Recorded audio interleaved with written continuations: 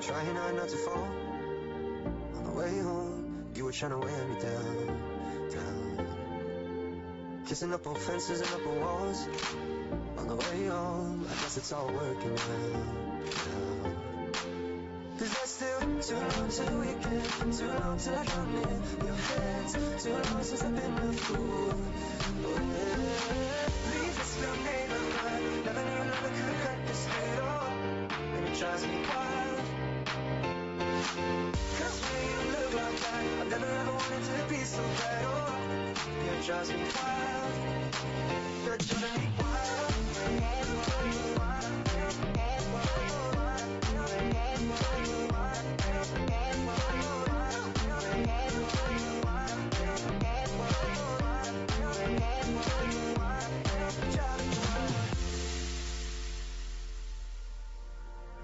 White noise in my mind won't calm down, you're all I think about, yeah. Running out of music and night highs, but when the lights out, it's me and you now, now. Cause there's still too long till the weekend, too long till I come in your hands, too long since I've been with you. Oh yeah. Leave this little name of mine, never knew love could hurt this good, oh. And it drives me wild. Cause when you look like that, I never ever wanted to be so bad, oh. It drives me wild. Within the next 30 seconds, we will be announcing the results of the vote, so make sure everyone is in within 20 seconds, please. We won't repeat them. They will be announced only orally. I've been talking. It's driving me wild. You're driving me wild. You make my heart shake, bend and break, but I can't turn it away. It's driving me wild. You're driving me wild. Leave this little name of mine, never knew love could hurt this good, oh. And it drives me wild. Cause when you look like that, I never ever wanted to be so bad, oh. Yeah, it drives me wild. You're driving me wild.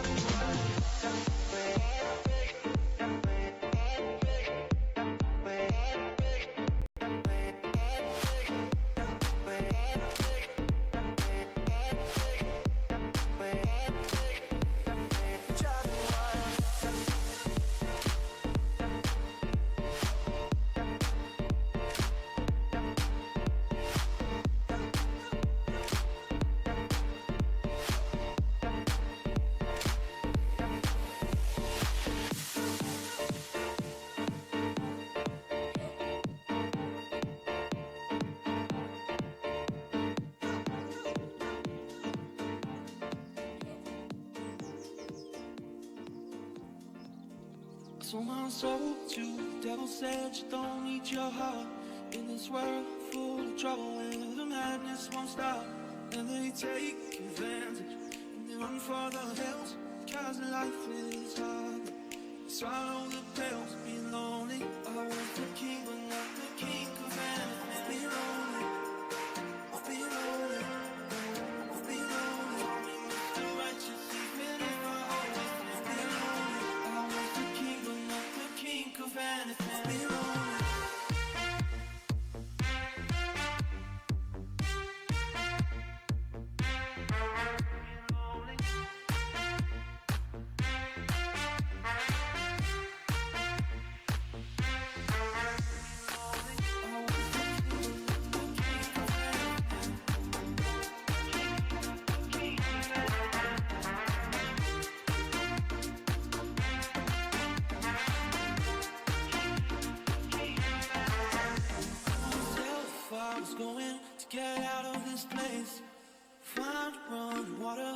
find a new space.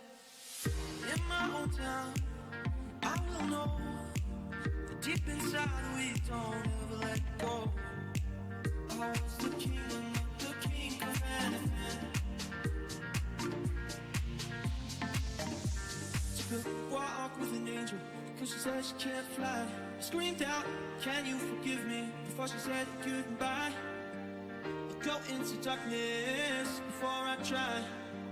Is life worth living when you need to get by? Be lonely.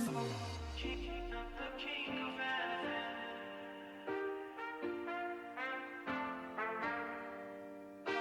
King, not the king of anything. I was the king, but not the king of anything. Be lonely.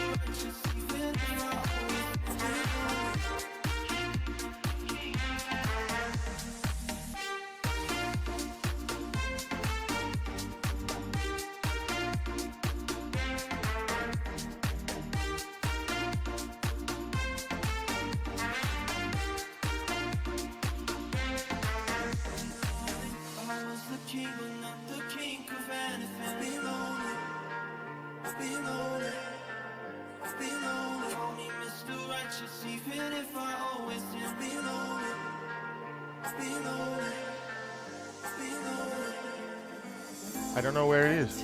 Oh, just.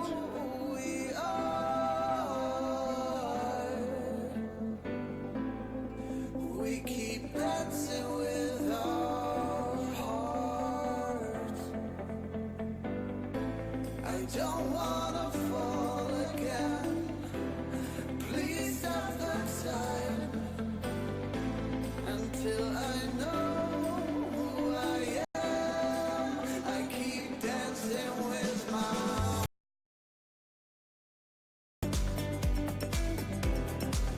I keep dancing with my heart.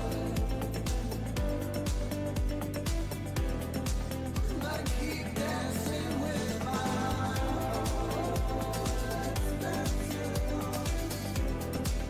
I keep dancing with my heart.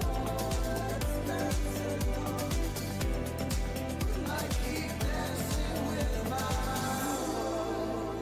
We dance along the dance of life. Oh, it's been so long, it has been a while. Oh, let's dance along the dance of life until we find ourselves. We'll keep on until we know who we are.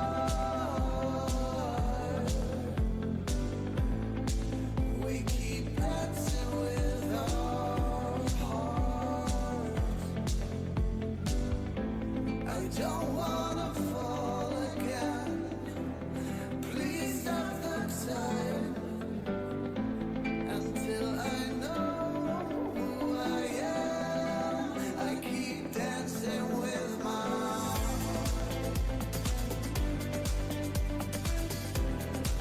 I keep dancing with my heart. I keep dancing with my heart. Let's dance along. But test out. Yeah. Good morning, everyone. Could you please come inside the assembly? Good morning, everyone. Could you please take a seat?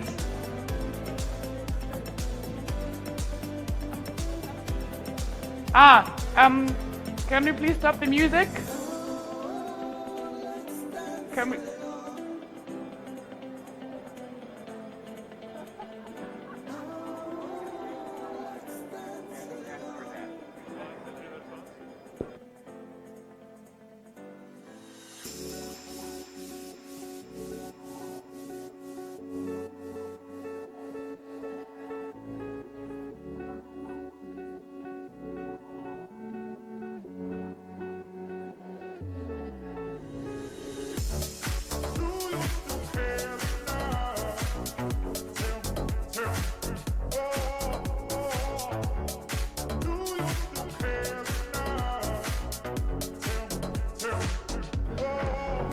Good morning, everyone. Can you please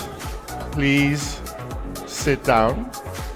Also, the wonderful volunteers in the back. We want to start. Could you please stop the music? Yeah, can the music be stopped, please? Someone? Yeah, the guys not here.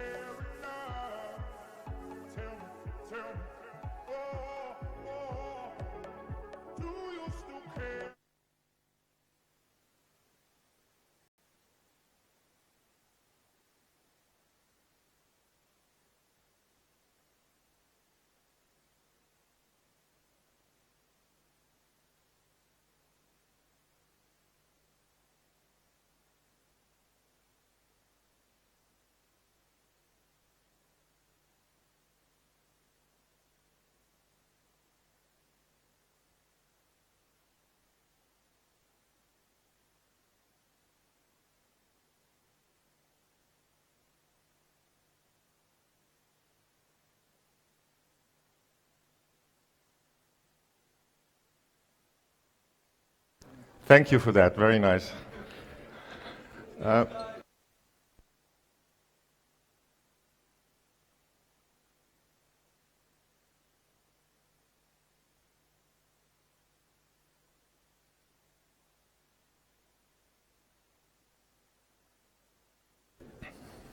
Good morning, everyone. I'm really happy to be here. I hope you feel a lot better than how I felt when I woke up. It was a disaster. But I feel better now, seeing you all. Before we start with the announcement, we had some really successful event yesterday, actually, the public action. And I would like to invite Nastimir on stage to tell us just how successful it was. Nastimir.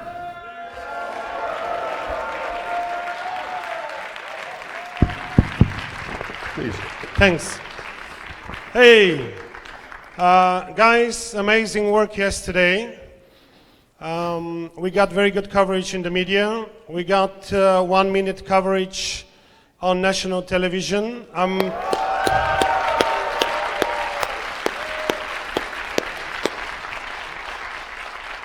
gonna try, at the moment we're trying to organize the link so you can watch it. You can see many of your faces probably there as well. I think it was amazing. The leaflets, I think we have just 50 left out of 5,000. So, well done to all of you. And I think what happened yesterday is the example of the pan-European force we are. When a Bulgarian gets a leaflet from a Portuguese, German, Austrian, somebody who is a foreigner, he's saying, why a foreigner is rooting for a local party? I cannot understand it. And then you have your opening to explain it, and we need to do the same thing in the whole of Europe. Thanks. Thank you.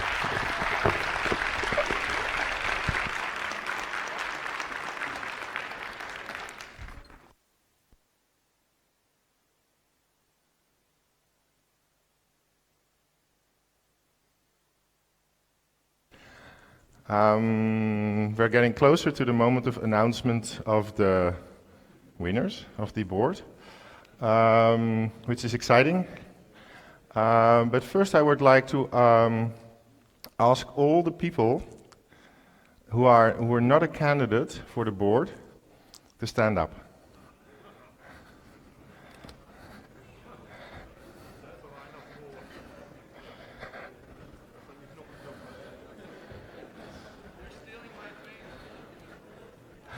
So I hope you can stomach this on Sunday morning. I have bad news for you. All of you have received 0 votes. 0. So thank you very much. You can sit down again. 0.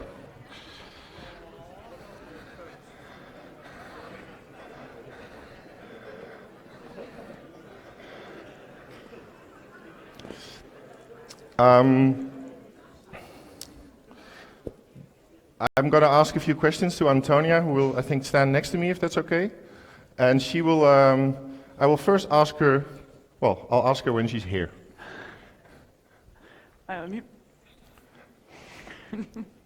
Good morning, Antonia. How are you? Good morning, I'm good. Morning, everyone.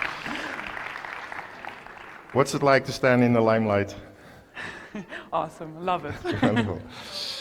So, of course, we're very curious. We're not going to give it away right yet, because I understood there's actually some really interesting maybe comments to make about, in general, about the outcome. So could you share a few of the insights with us that you have?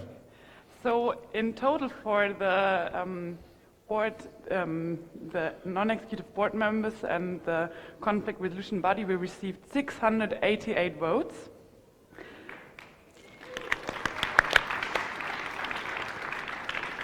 And sometimes it was really, really close, actually only a difference of 9 votes in between the people.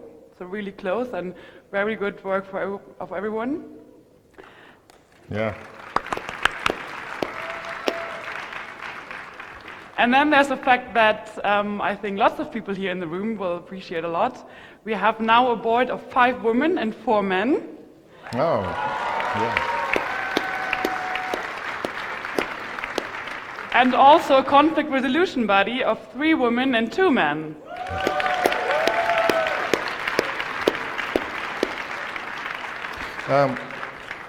More general insights, or this is it for now? This is it for now. So, this is how we're going to do it. We want to first announce the people of the non-executive board member candidates who did not get into the board. Now that's a bit sad maybe, but I think we all feel that they did an amazing job. It was very close in some cases, and I think they need to deserve our gratitude for their efforts. So that's how we're going to start. So would you like to, one by one, mention the names of the non-executive board member candidates, Antonia, one by one, and then we just ask them to come to the stage. The non-executive board member candidates who did not get into the board. Okay, I'll start with the ladies. So please come to the stage and give a warm hand to Ger van Eden and Marie-May de Graslen.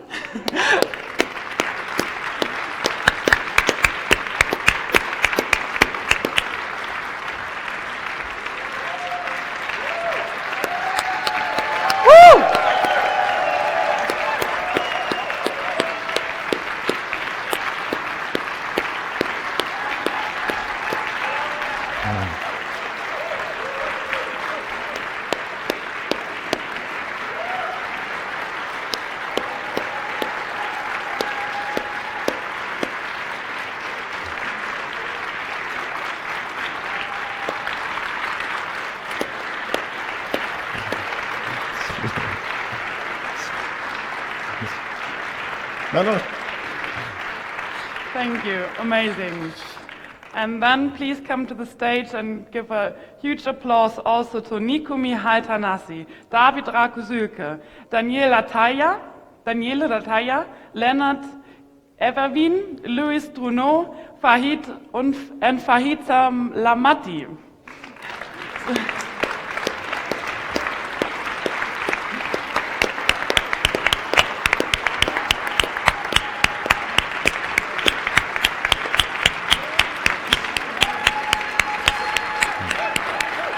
Guys.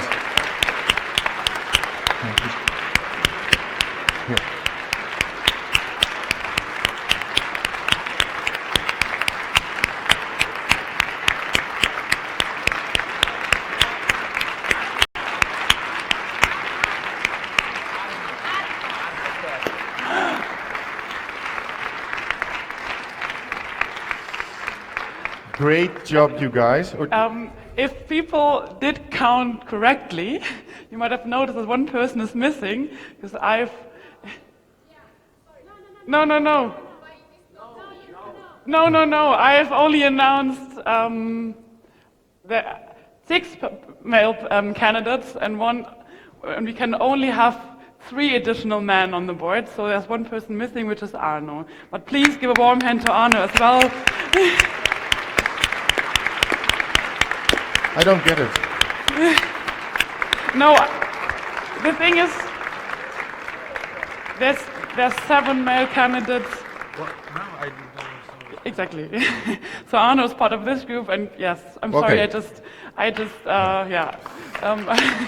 oversaw your name on the list. Woo!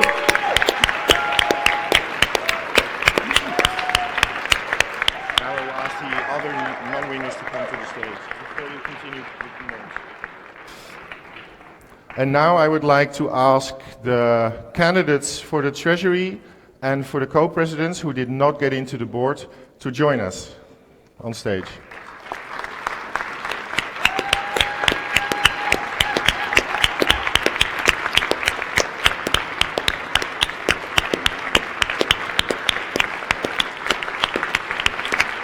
And the co-presidents.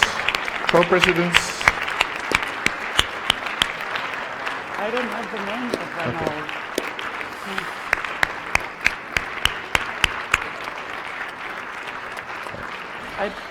Thank you so much, and it was very close, and you did an amazing job, and this standing ovation attests to that. So thank you again. Thank you.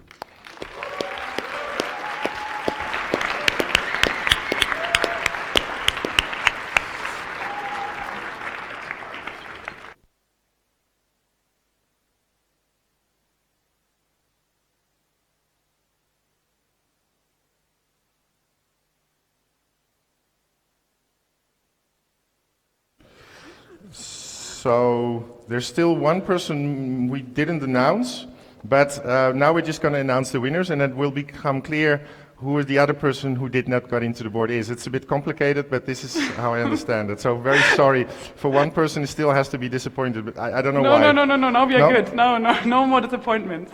Okay, no disappointments. Yeah, no more disappointments. Yeah, sorry for the confusion. Okay, but now we can all give a huge applause and welcome our new board. So first of all, we'll start with the women again of the non-executive board. Please come to the stage, Eileen O'Sullivan, Sofia Gentiloni, and Cornelia Florina Yaman.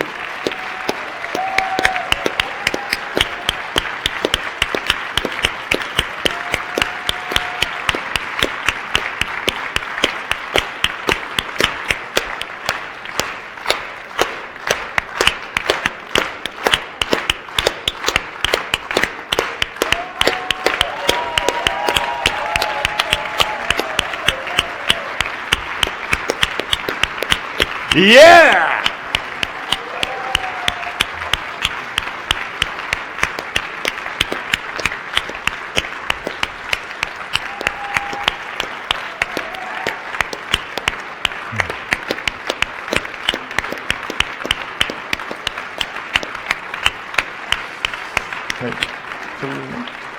And now we will have only 2 male board members who are welcome to join them, because the 3rd one can't make it because he is still not here. Conrad and Joel, please come to the stage. And Bruno from Spain, who couldn't make it to the GA, he also got elected. Wow. This is also for you, Bruno.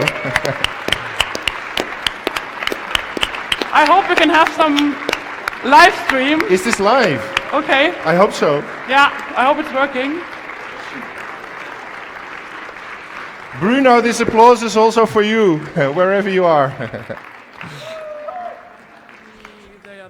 Let's bring the rest. Let's bring the rest, shall we? Shall we bring the rest? You want to call their names or just? Of course, yeah. Valerie, Rainier, and Julia. Yeah!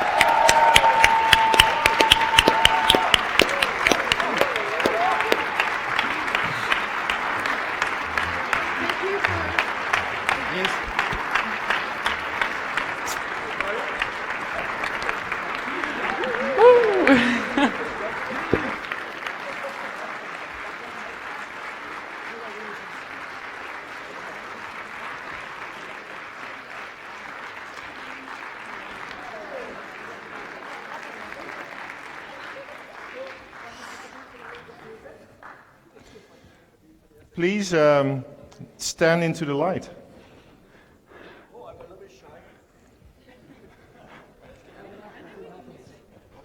Now, this is not planned at all. This is purely spontaneous. So I would like every one of you to take a position. No, I'm joking.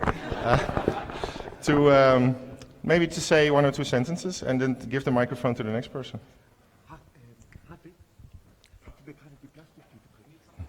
So just say something you want to say. Very, very short, 1 or 2 sentences, which is a bit of a challenge. I was about to say, it doesn't happen often, but I'm absolutely speechless. I love each and every one of you. Thank you so much. 2 years now. I look forward to all these people. Give a round of applause. Alrighty. Very good. Thank you very much for your trust. I actually brought all the apples I could find on my tree. The apples are for those who were candidates and did not get on the board, because they are the seed for many new apple trees wherever you go. So these are for you. And for all my colleagues on the board, I have for each of you a lemon, because there will be often times when we are sour. But you know, the best way to start your day is with a hot lemon. So I'm looking forward to spend wonderful times with all of you. Thank you, will be exciting. Grazie. Woo. Yeah.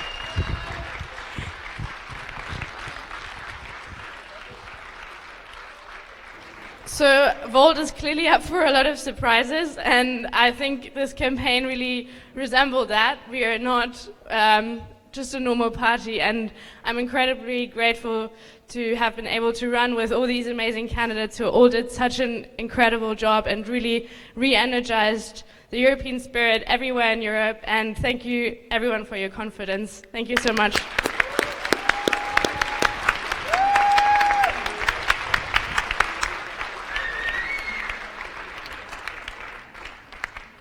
Yes, also thank you for your confidence. I'm really, I'm really. Can we have that in the repetition? Can you do it once again, please? Thank you. Thank you for your confidence, but also thank you for all the candidates that stood up and did a really good campaign, because a lot of them did do that. And I think that shows a lot about how much we care as Volters for good structures and leadership in our movement, but also how much you guys trust everyone, because it was really close. And I look forward to working with all these amazing people.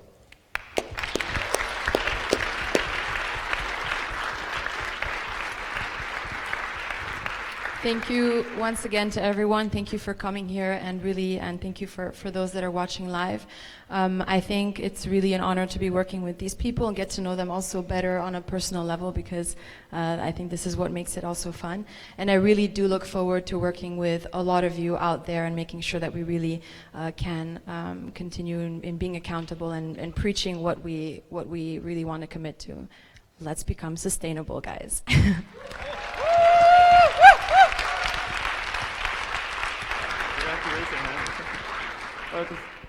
Good morning, everyone. Internal campaigns for me are always a bit weird, because it can create division in a team. And if I look at the harmony and the respect that this campaign went on with so many qualified candidates, and the result also shows that it's so close to each other as well, really tough decisions have been made, and I was an honor to run with such amazing candidates, and what I hope is that we can continue that harmony and respect as a guideline for how we internally work together, and that all the amazing people that have stood up as a candidate will continue to work with us, because that's the way that we can move forward and really change European collaboration, with this harmony and respect.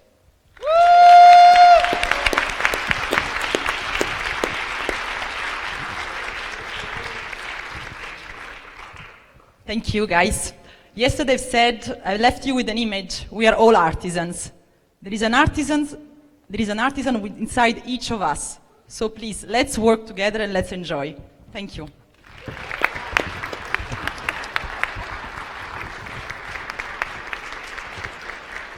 This was just a small metaphor of what might happen to you in the future as a board.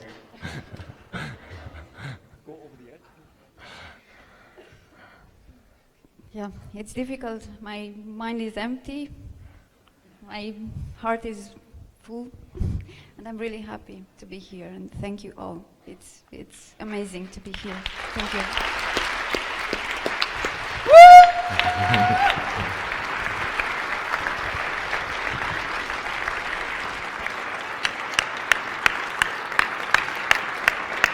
Before you go off stage, there is one formal thing you have to do. So you cannot leave yet. And Antonia is going to ask you to do something formally. I have the pleasure to ask all of you if you're going to accept your votes. And I will do that one by one. And this is a legal procedure, so this is not a joke. You actually have to accept your votes. So please say it loud and clearly what you accept. Do you accept your vote, Joel? I do. Konrad, do you accept your vote?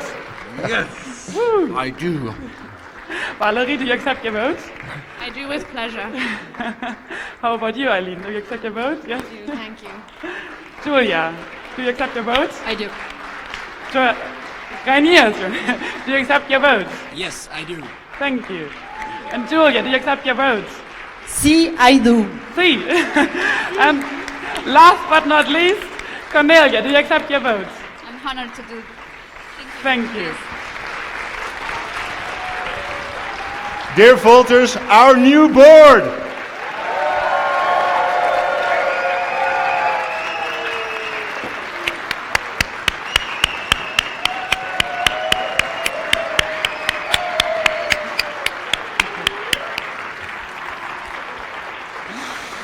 Thank you so much. I would like to invite 2 people to the front and the rest have a wonderful day with us in this GA. And you know who you are? Julia can also say a few words. Oh, maybe we start with that? Yeah, so you can also stay actually. So I think you prepared a speech, and maybe you want to start? Oh. Okay. Point of order. We have a point of order from our lawyers. But you are welcome to stay on the stage. Yeah. So first of all, we will announce the members of our conflict resolution body.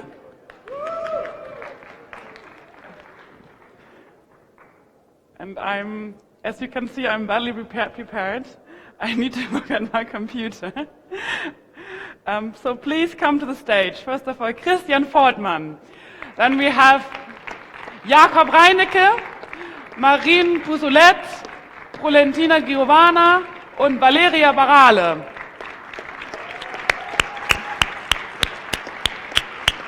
If you are here.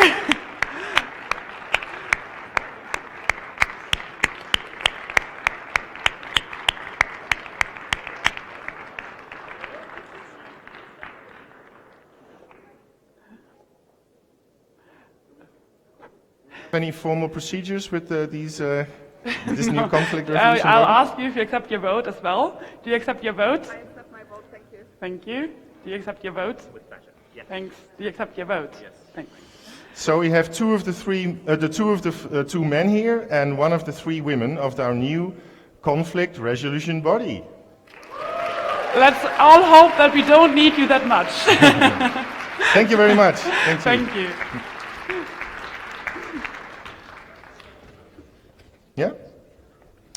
No more points of order? No more points of order. Then I would like to invite Julia to the stage, and you can join, of course, for some words to share with us. Here you are. Hi again, everyone. So I just want to once again thank you all. Really, I'm taking the time now to just briefly tell you what, as a treasurer and also as a professional consultant, I think it's important to kind of lay out the next steps.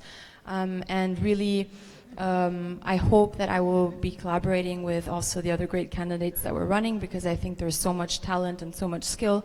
And I think really this is occasion to work together, leverage on the different strengths that we have, and make sure that we can really achieve our vision of really becoming sustainable, and making sure that we don't take for granted people's time, and that we keep people motivated in the work that they're doing in Volt. And I think this cannot come, from a one-man show. I think this needs to come from a team, which is why yesterday in my speech I talked about, the sustainable financing team, and I really hope that we can put in place the right structures and the right ways of working, so that we achieve not only our financial and operational objectives, but really also make sure that every strategic consideration keeps in mind what is really important for us, and really this issue of sustainability is quite fundamental.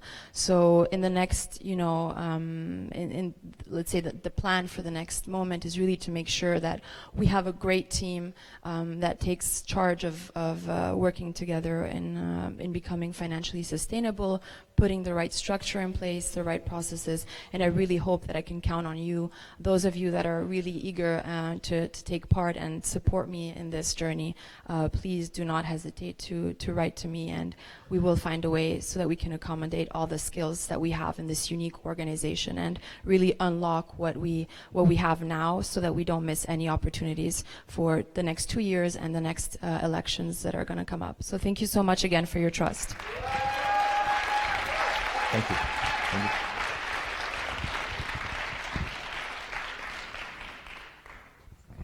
Thanks. Good morning again, everybody. People have asked me, how do you feel? It's a weird combination of excitement and eagerness to start working, while mapping out the ideas I have for Volt in the future, and meeting all these people everywhere in Europe during the past campaign. The eagerness of me to actually start doing things has been growing every day, so I'm very happy that we can get started. And I thank you for your trust, and I will do everything I can to make our dream a reality. I would also like to give a special благодаря to the Bulgarian team for organizing this GA, which has been great so far, so thank you very, very much.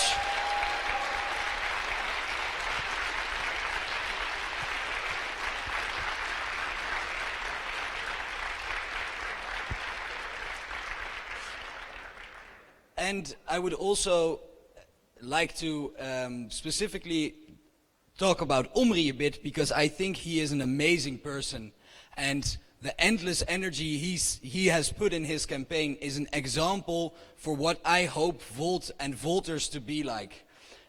His co-creation methods I've seen even the day before yesterday at a small get-together, and it showed the power of what co-creation can do, and I feel like he's the embodiment of that.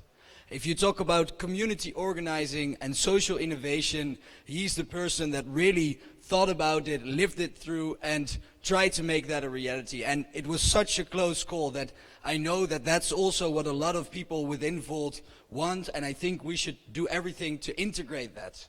And besides his content, I think we should also do everything we can to show our appreciation, because he's an amazing person. His story yesterday gave me goosebumps, brought tears to my eyes, and I think he's an amazing guy. So let's please give Omri an incredible big applause.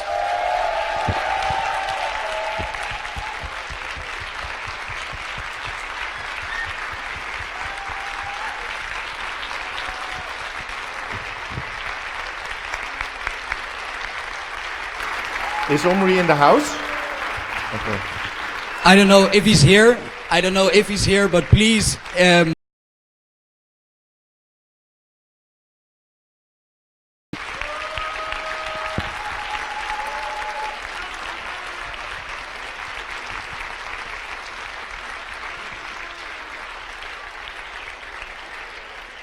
I'm not sure whether he's here now, and so he's just arriving. Oh, then. Omri, give him. Omri's in the house. Omri, come forward. Omri,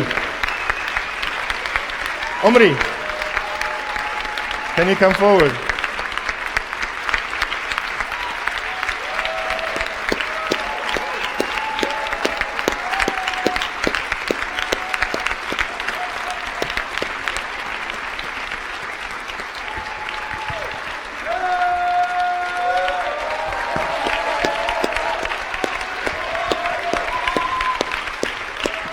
Normally, I'm not a fan of repeating myself, but this time I'm going to do it. What I just said, Omri, is that you have been an example and are an example for what I hope Volt and Volters to be like. The endless energy you have put in the campaign, the co-create session that I experienced and that I've seen you do so much is really powerful, and that's our way to move forward. I think if you talk about community organizing and social innovation, you're the embodiment of that, and it was such a close call that it really shows that a lot of people within Volt trust your content and you as a person. So I think you're amazing, an amazing guy. Yesterday your story gave me goosebumps and brought tears to my eyes. So I want to ask one more time to show our appreciation for Omri.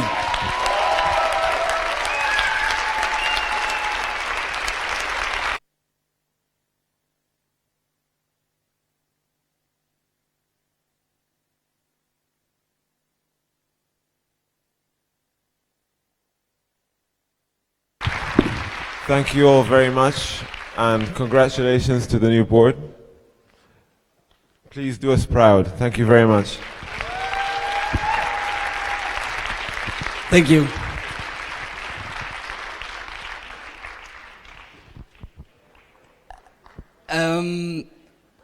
And something else. I was thinking about the message I wanted to bring across, and one of the moments yesterday was positioning myself on the stage, which was on the back of the stage, and I was capable of overseeing everybody. And I took that position specifically because my grandfather was the mayor of a very, very small town in the Netherlands, and sadly he was too old when I was old enough to talk to him. He was too old to really talk to me, so I never really got to know him, but only through stories from other family members. And he is described as a person who led people not by being a general in front of his troops, but like a sheep herder who guides the flock home together. And that's exactly the kind of leadership I want to bring to Volt, because together is the only way where we can make this happen. And if you look at what's coming up, we have the Bulgarian elections here. We have elections in Spain in November. We have the Emilia-Romagna campaign, a region in where Bologna is the biggest city of, in January. We have the Bavarian elections in March, in Hamburg in February, I think, in Vienna, in Denmark, in North Rhine-Westphalia in September next year, in the Netherlands in March 2021, and I'm probably missing a lot. So I want to bring forward one new European goal that we can all stand behind, but at the same time, all these elections are part of our story. And one success in one election will lead to another success. So it is up to us to create successes in these local, regional and national elections. These are not the elections of the Emilia-Romagna region. These are our elections. And that's why I count on you to spread our message. We need to grow 100 times bigger to really have the impact we perceive. And for that, it is incredibly important that everybody actually shares stuff on social media. It sounds so small, like why would I do that? But if we all do that, that really has an impact. So like and share all the messages that Damian will put out. We want his message and his work to be visible in each corner of Europe. And we do that together. So my final thing and my first ask from you guys as the new co-president is share our message face to face when you talk to people and online. Thank you.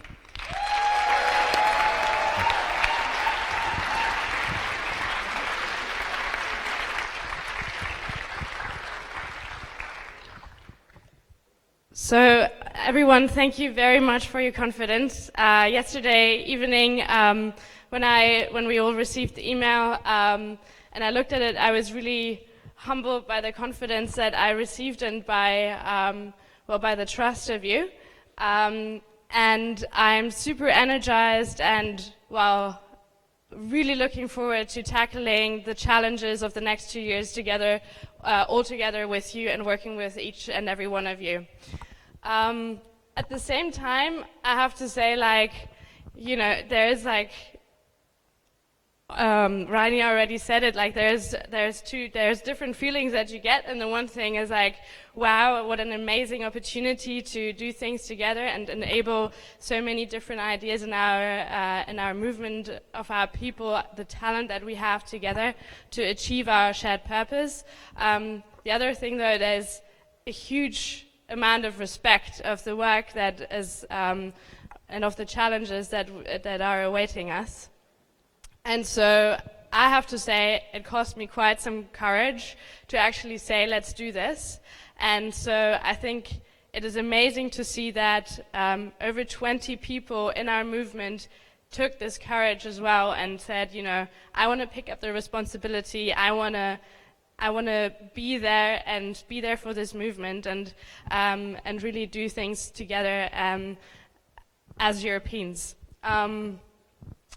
So the beautifulness, I think, as board member, is that I don't have to have a lot of ideas, or we don't have to have a lot of ideas, but we can be the enablers of your ideas. And yesterday evening, there was so much Volt spirit around, there was so much harmony that we were, that we felt in a sense, there was so much confidence, we felt so close to each other, although we probably haven't really met each other one-on-one before. So that was incredible to see, and I was bombarded with ideas. So what I really would like to do is connect all these ideas and really bring them across and really make them work out so we achieve and master our challenges ahead together as a team. Thank you.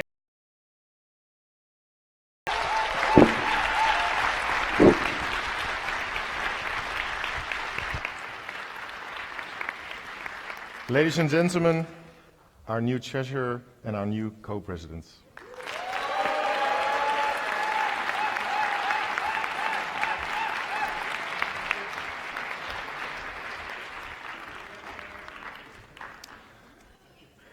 If that is not a wonderful start of the second day of VGA, I don't know what is. I'm feeling really happy right now.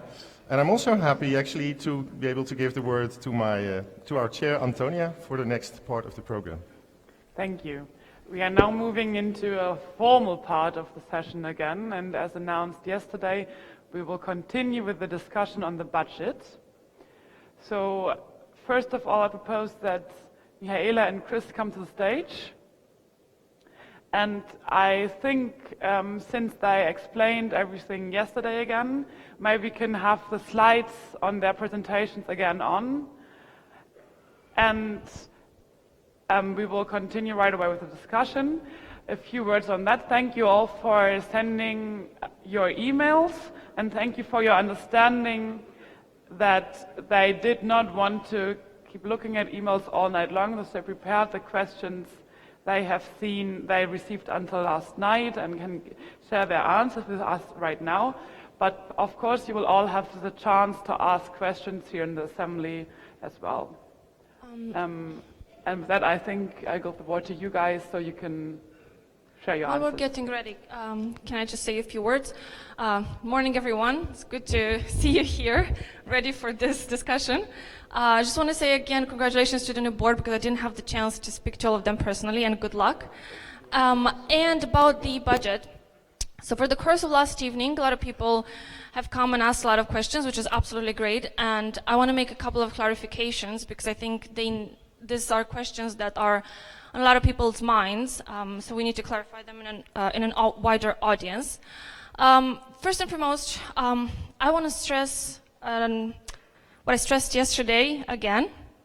As part of the previous board, what was really important for us when creating this draft budget is that the budget does not belong to the old board, but it is the budget of the movement. Hence, the process of co-creating the budget with the European teams involving all the internal stakeholders, presenting the budget to the country council or the VCR at the moment, presenting it to the national treasurers, and then finally to you, the legal members. And so the few clarifications that I want to make from the questions that I received over the course of last evening. First and foremost, it wasn't very clear about membership fees and what's the deal with that. So I just want to clarify that the membership fees proposed, there's two types of membership fees. There is membership fees that individual members will be paying, and here I specifically refer to members who are residents of countries where there's no legal entity established yet.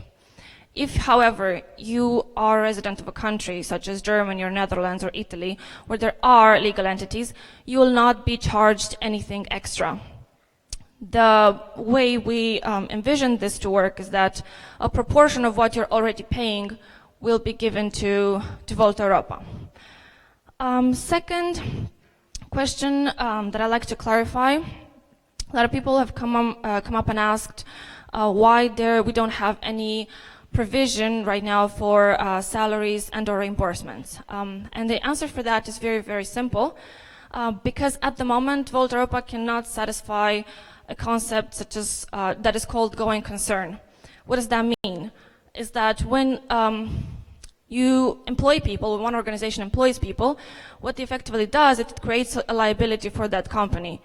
So basically, when making that decision, you need to ensure that you'll have enough revenue or you have enough reserves to pay that person for whatever their contract length is. Was it 6 months or a year or whatever?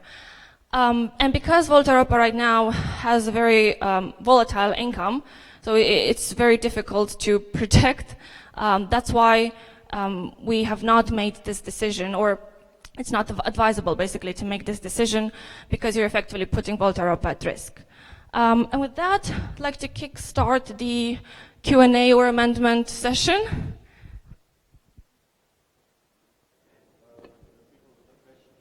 Yes, please. Yeah.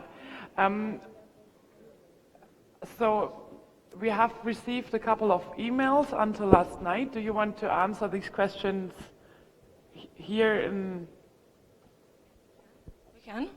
I think it's up to you. It depends. If people have questions that would like to be answered on the spot, or that could be answered online. Like, I'll leave that to you to make the call. Okay. But do you know the answers to the questions you received via email already? Yes, we do, but there's some questions and some amendments. Exactly. Asked. So okay. How do we exactly make the distinction? Because the amendments are to be voted on, I suppose? Exactly. So if you feel there are some general questions that you would like to clarify first of all, we can do that. And then I would like to ask the people who want to raise an amendment, to raise the amendment here in the assembly as well, and we can and explain why you want to hand in your amendment. And then we can have a vote on that. And if we still have some question open, then we can discuss them here as well. Yeah, so I've made the clarifications that I thought were necessary. If you feel that you want to make some clarifications on the emails right now, then I'll ask you to do that now shortly. And then afterwards we will move over to the amendments. Okay, yeah, perfect. So we have, and apologies if I don't spell out your name correctly, but a question from Lawrence Asamoah. Is Lawrence in the audience today? No, not yet. Okay, so the question is that in the planned budget there are fees included to Volta Europa for official parties, and from those from countries who do not have a Volt party yet, you're planning 30 annual. Isn't this an unfair process toward those countries who have a lower average income? Shouldn't we try to make this amount a percentage of average yearly income? I think the clarification that Mihaela gave before that is already in there. The 30 euros is not from the countries, it is from the individuals. And we calculated that as the average, at a purchase price parity average of the current membership fees. So I think if no follow-on questions, that answers that question. Let me see.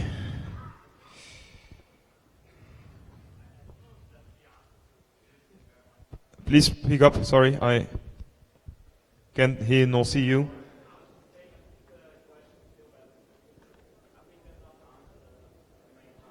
Then what is your interpretation of the question, please? Can you please come? Can some?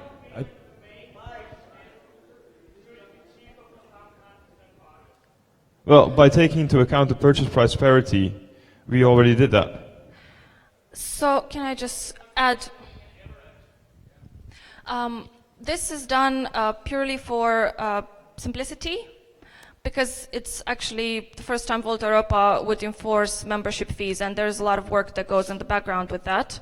So we need to make sure that the system is working, that we're collecting the fees we're supposed to collect, and then going forward, I think this can be changed by the new board. So that's the reason why we chose just one flat fee, and we chose the lowest fee when we did the calculations rather than an average or a high fee. And I think it's also noteworthy that the number of individuals that would pay that €30 is very small, because now, as we all know, we are already 14 registered parties. So the number of people that are not part of a membership association is very low. I'm continuing with questions of Catherine. Catherine from Denmark. Catherine here this morning? Not yet. Okay. Our team was not consulted on how we can transfer money to Volta Europa. We want to make sure that people are only asked for money once. Of course, that is the general principle, and that is always the case. Fundraising for political parties is not normal in Denmark. We have some challenges. Do not transfer. Okay, fine. That's a suggestion. Another question.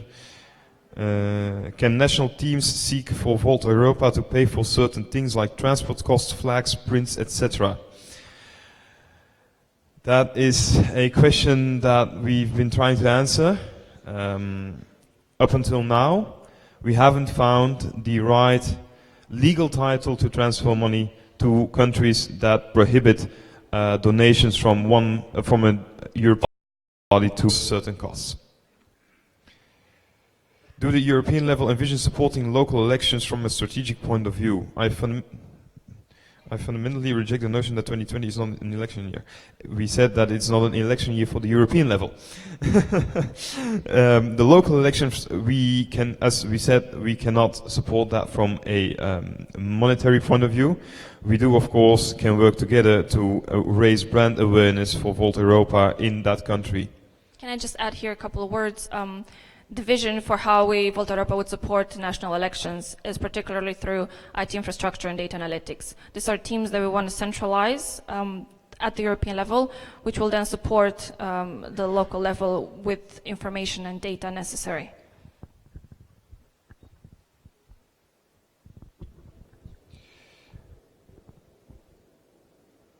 I have a question from Daniel Codello. Please come up. You can ask the question yourself. If you have a mic somewhere, or I'll give you. Thank you. So, hello. It's the first time I'm speaking at a Volt assembly. It's a suggestion that I want to make up beginning in 2024. Please only answer questions and no comments. Sorry, I wanted just to say hello. Okay. 1 minute, just 1 minute. But try to make it short, because we're running out of time. Potential elected members of the European Parliament for Volt will give a certain amount of their income to the party, because the campaign has been financed, and then not for you, but up to for 2024, you have been elected on other considerations, but starting in 2024. That's a good question. So this is actually being done. Currently, our MEP is contributing to Volt Germany. No, so how it works is that Damien is an elective of Volt Germany, and therefore he contributes part of his wage.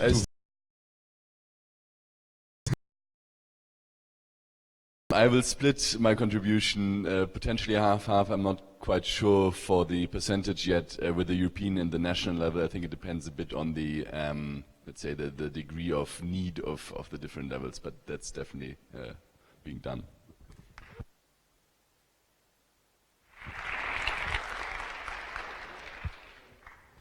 So the next question is from Michel Mondelli.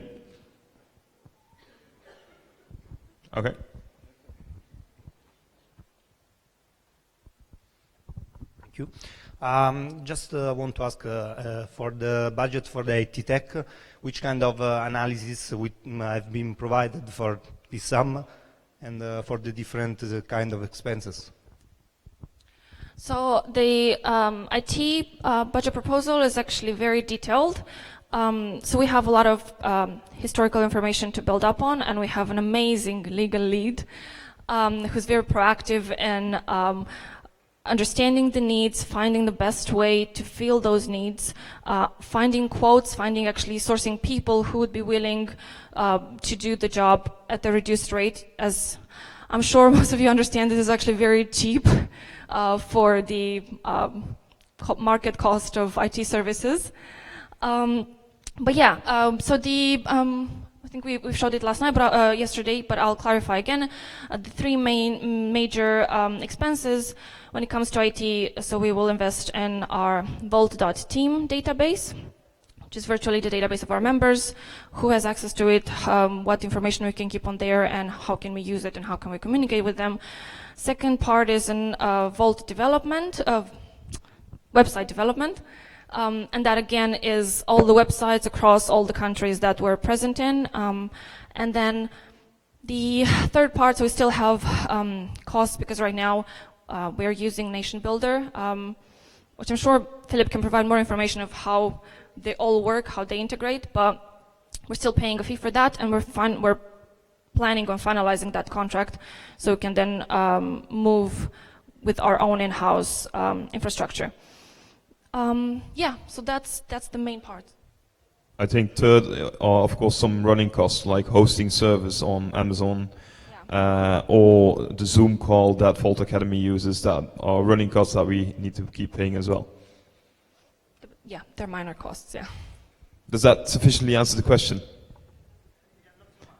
I think one of the things, of course, that the presentation that Philip prepared yesterday was not presented on screen. But I think afterwards we might, Philip, I'm looking at you now, that we might publish the slides and the document that you presented, that you were going to present, of course. So hopefully that can clarify some more.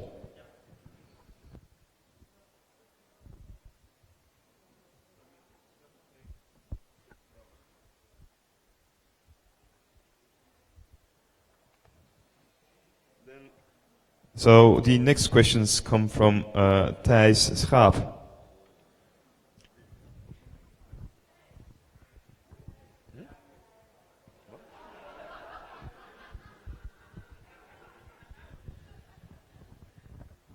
And Thijs has a three-part question. Yes. Hello. Yeah. So thank you for being here. So my question are more about the income side of things. And I'm specifically looking, wondering.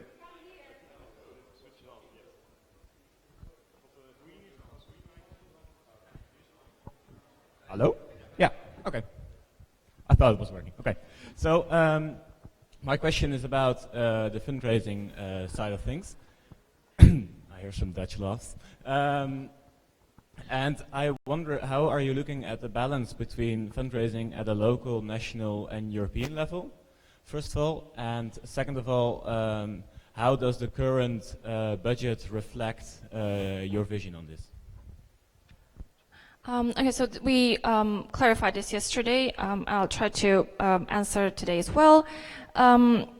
150,000 in fundraising is not unrealistic given the historical income of Vault.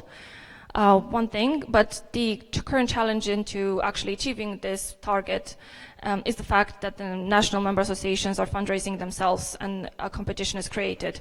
So that is all subject to a fundraising strategy who will map out all the fundraisers and basically make sure that they're aligned rather than working at the same time, and aligned communication and all of that. So that's a task that needs to be performed going forward. And I think if you look at the collaboration or the balance between the European, local and national level, in the past year the focus was on fundraising for the national levels, for the campaign. As we mentioned before, the European level could not contribute money to the national levels, right? So the focus was for the European level to take a step back on fundraising and let the countries focus on their fundraising potential. And that also, as I said yesterday, allowed the countries such as Germany and the Netherlands to now hire full-time employees, right? For the next year, we're going to try to make Volt Europa financing a bit more sustainable. And that is done by the membership fees. The membership fees were not previously introduced. This is a new part of the AISBL, so on the going legal side. And with the membership fees, we hope that we can create a continuous flow of money to support Volt Europa, and that in the end, the goal would of course be that with the membership fees, Volt Europa is self-sustainable, and then the competition between the fundraising of Volt Europa and the local teams would disappear. And then the local teams and the national teams can focus on their fundraising, and with the membership fees, Volt Europa can be paid. And just as a side note, this is going to be a huge coordination effort, but it's much welcomed. And this will hopefully push national member associations to plan ahead, because right now it's various degrees, obviously, because we have various degrees of internal structure and organization in different teams. But yeah, we're hoping that by sort of pushing the strategy top down, we'll get countries to align to make long-term plans, so then we can make long-term plans, or Volt Europa can make long-term plans as well. With pleasure. Sorry, I lost the count. Okay, this is Thijs. Yes, we had that. Paul withdrawing his amendments. Jason, yes.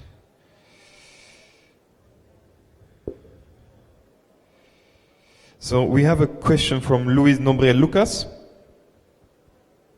No? Okay. He's asking regarding the proposal that 25% of the national membership fees are paid to the European level. Would it be good to include here also other sources of income like subsidies paid by the results of the national and local elections? This would allow the strengthening of one chapter, would contribute to reinforce all the European movement. So if I read this correctly, he's proposing to expand the membership fees not to only be 25% of the national membership fees, but basically 25% of all regular income of the countries. So that's what I would say, based on previous experience. Volt Europa should aim long-term to finance itself from national member associations. But to do that, they will have to constantly be accountable to national member associations. So basically, it would be an exercise of a budget is proposed, the member associations assess it, then they sort of say, yes, we can fund this, or no, we can't. But to get there, I think we need to take baby steps. We need to start this culture of individual membership fees, of service agreements between member associations, and yeah, just this is a baby step that can potentially lead to bigger things. But at the moment, I think between internal discussions with national treasurers, that this is the necessary, sufficient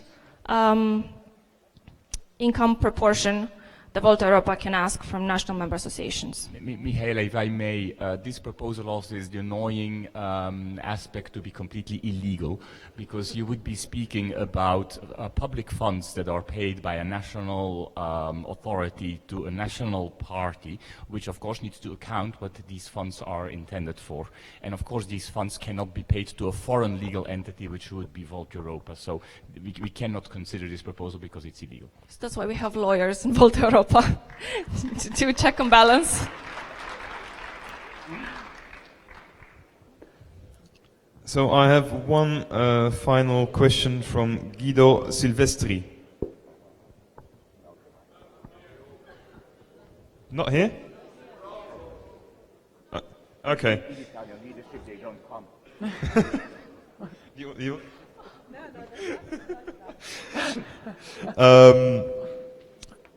So the question is one of the discussion points that we already iterated upon. Shouldn't we first elect the political bodies, let them elaborate and submit to the party their own budget proposal and evaluate for it?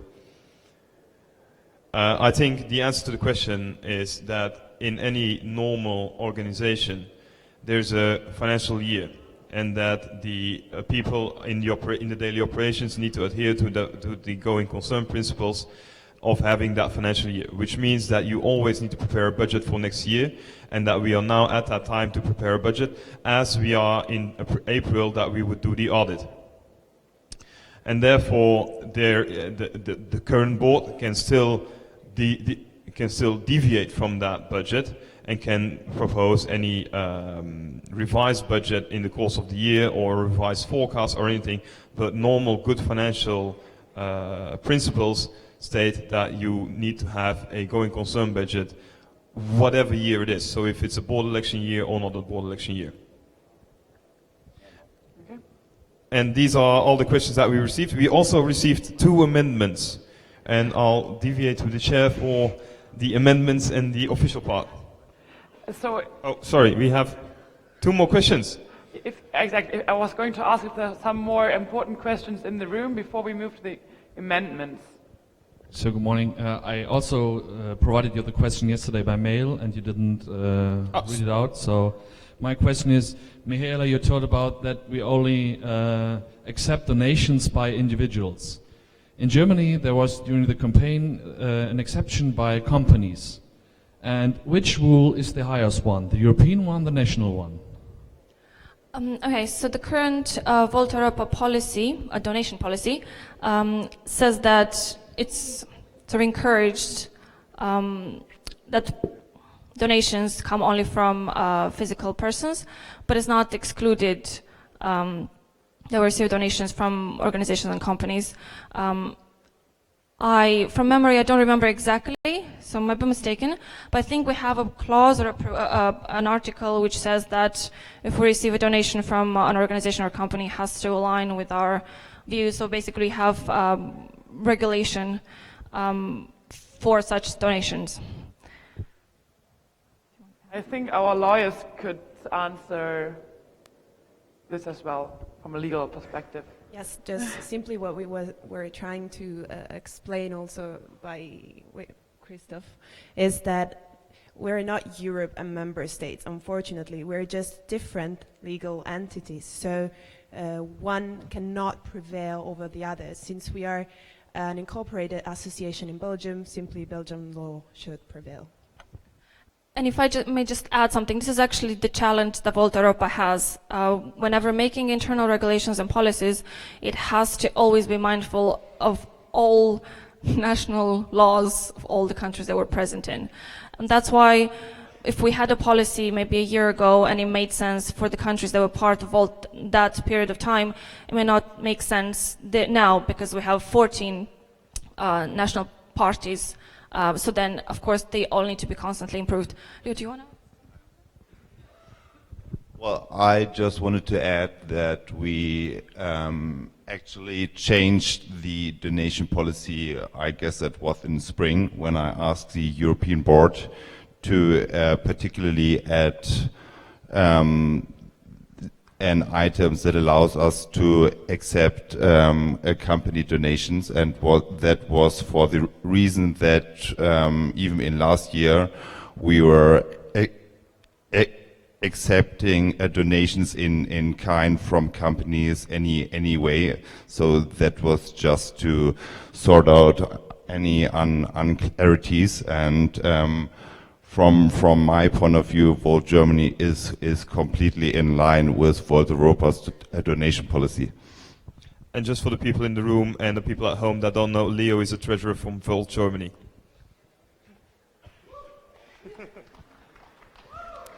I think Claudia. Hi. So first the question is, if the budget is significantly amended by the new board, is Volt Europa's General Assembly going to vote again on the new budget? And I'm asking this because yesterday there were questions from the new co-president, and I think generally, and you also expressed this idea that we are going to vote, and then the new board is in charge of kind of finalizing the new budget. And the room for how much changes was not clear yesterday. At least it's not clear to me. So if there are significant changes, like in terms of priority or in terms of money, are we allowed, or should we, and that could be an amendment, vote on the new budget? I'm going to let the legal team and get their attentions to answer this question about budget amendments. Sorry, you might have to repeat your question again. We are just preparing the amendment, so I'm afraid you need to repeat your question if it's a legal one shortly. Sorry. No, actually, the question is to Claudio's point. So we are preparing currently the first vote with all the amendments so that people can vote on the amendments. Once these amendments have been voted upon, accepted or rejected, we will afterwards do a second vote where we say, do you accept the budget as amended? So we are splitting the vote in two different parts. Does that answer your question, Claudio? No, but because so it's not clear to me the process of what's going to happen now with this budget and the new board. Because you talked about how, like in terms of statutes, how much leverage the new board has in relation to the new budget. So if you are going to vote on this new budget as amended, and then this new budget as amended is then significantly changed by the new board, and that's fine, but should the General Assembly vote again on the actual budget that the new board will come up with, if in case of significantly changes? Well, I think you will see one of the proposed amendments. It's an amendment by Leo Lüdecke, which actually proposes to reallocate certain of the budget items in order to give some more leeway to the new board to allocate with more flexibility. However, this amendment also explicitly excludes this part of the budget to be used for remuneration of board members, just to be very explicit on this point. So probably whatever is done with, if that amendment is accepted, that will give a certain degree of liberty to the new board. The moment the board will say, well, this is something we propose, and if the board would decide after having consulted with experts that would not fall within their mandate, then it will be up to the board to propose amendments to the budget to the members at any time. If I may add a couple of things, I'm going to try to structure my thoughts as much as I can. In terms of freedom, the new board can make different decisions based on the actual income that's coming through compared to the income that is budgeted. Second, so far in the actual budget, we've put a buffer of about 30,000 in reserves, which can remain reserves or can be used over the course of the year if the board decides so for whatever expenditure that they can that they decide. And third, they can change anything as long as they can explain the reasoning to their members, so they're accountable to the members in the end. Are there any more questions in the room? I see one more, Charles.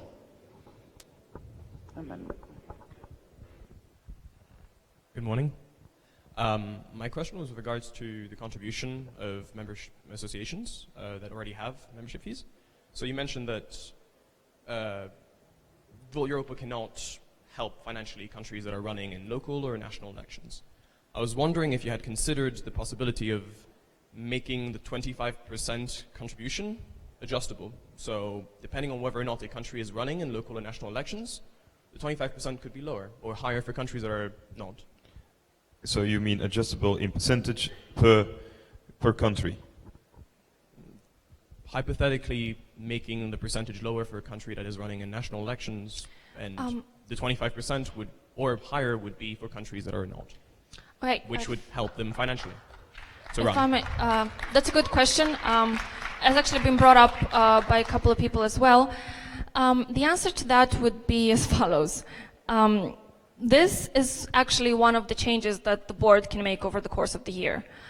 So we propose a membership fee of 25%, but let's say best case scenario, we reach, so right now, if I recall correctly, in the budget we have about 30,000 euros in income that we expect from membership fees, both from individuals and from member associations. Let's say we reach that halfway through the year.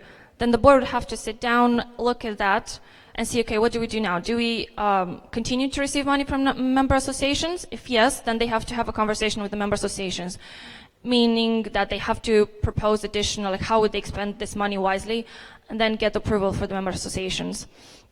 And second of all, when it comes to elections, again, this is a strategic decision that the board needs to discuss and make decisions with the relevant stakeholders. So coming back to the previous question, this would be something decided and discussed during the year. Yeah, exactly, and I think it's up to the new board. I mean, I understand your reasoning, Charles, on having a diversified number of percentages for each and every country, depending on the situation of the country. However, that also creates a lot of negotiation room so that would mean that the board would need to negotiate the contract with the member state each year again, depending on the situation of that member state of that next coming year. To the board to say if they want that or not. Any further questions? Hi, I have a question. I've seen that one of a big chapter of your plan is academy, and me as a lead of Italian Academy, I'd like to know if you involve local lead, country leads on academy to make a plan on this budget. I think you're mistaken. Bolt Academy is grouped with communication and marketing, and that sort of comes as a big chunk of expenditure. Fair, but I think there are some plans for the Volt Academy, and that they want to expand Volt Academy on having new courses, as Philip mentioned, the tech course, right? I think it's up to the Volt Academy lead, which I think is Conrad still, right? You're still the Volt Academy lead, right? Volt Academy lead. Yeah, co-lead, together with Felicity, right? With Felicity. So please ask Conrad. And just another clarification, this is another thing that has not been done yet so far, but the current board, or the next board, same now, will be willing, could be looking at, and that means whether making a procedure of how can certain teams, people propose, make budget proposals, make basically case studies to the board. Okay, we want to expand that, and this is how we want to do it, and this is how much money we need, and we expect to get this and this out of that. So that's again something that can happen in the course of the year. Okay, due to time constraints, we will only accept one more question, and I'd also like to ask to only raise a question concerning the future budget, or not asking more questions on the future budget, because we'll have some amendments on that, and maybe the questions will be clarified, and if there are still questions in the end, we can take them. Does it? Yeah, okay. It's more of a legal question, just because of the donation from the corporation. Then means that we are not qualified as a political party, are we? The good question, actually a very good question, and we haven't touched upon that yet because it's still a long way in the future. Volt Europa can only be registered a political party in the European Parliament and therefore getting European funds to the party if we have, and I'm looking at the legal team now, if we have 25 electorates from 7 countries? Exactly. 7 countries, 20, yeah, exactly. 25 seats, 7 countries.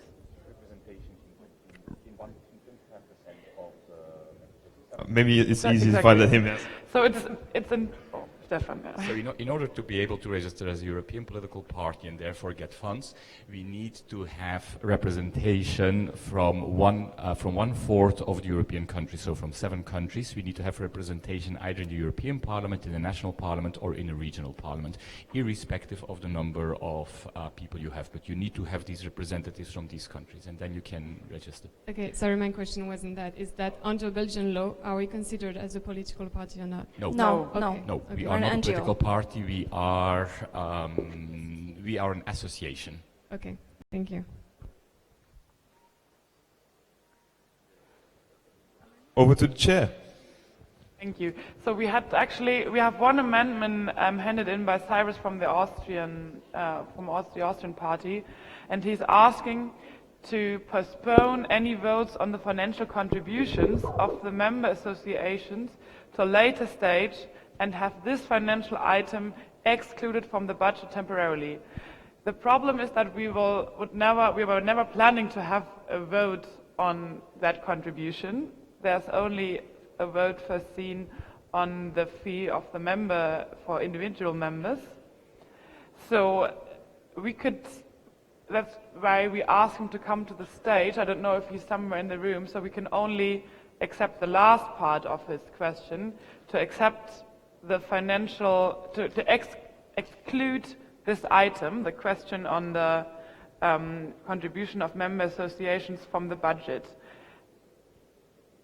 There he is.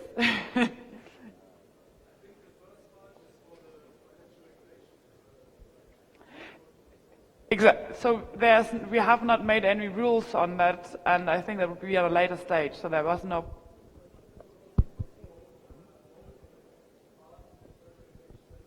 Exactly. Yeah. So it's not an amendment to the budget. It is an amendment to the budget. This is the second part, I'd say. Yeah, the second part is. Yeah. But yeah. So, thank you very much. As a member of the Board of Volt Austria, who is accountable and responsible for what happens also on financial sides in our party, we have a problem with the membership income, which, as you see, is reinvested in communication and marketing as well. That is an indirect contribution from a foreign legal entity to the political parties, which is illegal in all of the member states. Unless in Holland, in Netherlands. So, yeah, the question is, and the concerns we have, we don't want to face, wake up tomorrow facing legal actions by the Austrian or German jurisdiction against our parties, asking us what contributions we are getting here. We do willingly support the amendment and the cause to pay to Volt Europa for the services we do receive, but we have to legally work it through with the lawyers of Volt Europa as well, and this is legally not worked through at all. So I do ask to vote to get this out of the budget until we have discussed it legally through, and put it for a vote later in some months. If I may just clarify a couple of things here. There is a reason why there is no actual vote on the membership fees from membership associations. Because the idea of this budget is to get first approval and basically have a soft influence to transition to that. So we are fully aware that different countries have different rules and they all need to be assessed and they need to be discussed. So this is a conversation that the European level would have to have with each of the national member associations and decide what is the best way to do that. Is that via membership fees, or is that a service agreement? How does this agreement basically look like, given the legal constraints? It is an obsolete point if it's illegal in 26 European countries. So we have to work it legally through. I don't see it. It is a public budget. We are voting on a budget, and this is part of a budget. We are not voting on the membership fees, but we are voting on a budget. And yeah.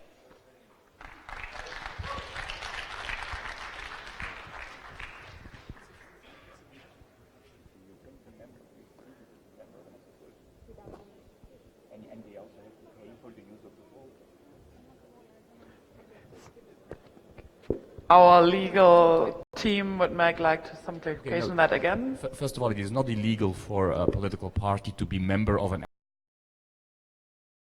It is legal for them, of course, to pay also a membership fee.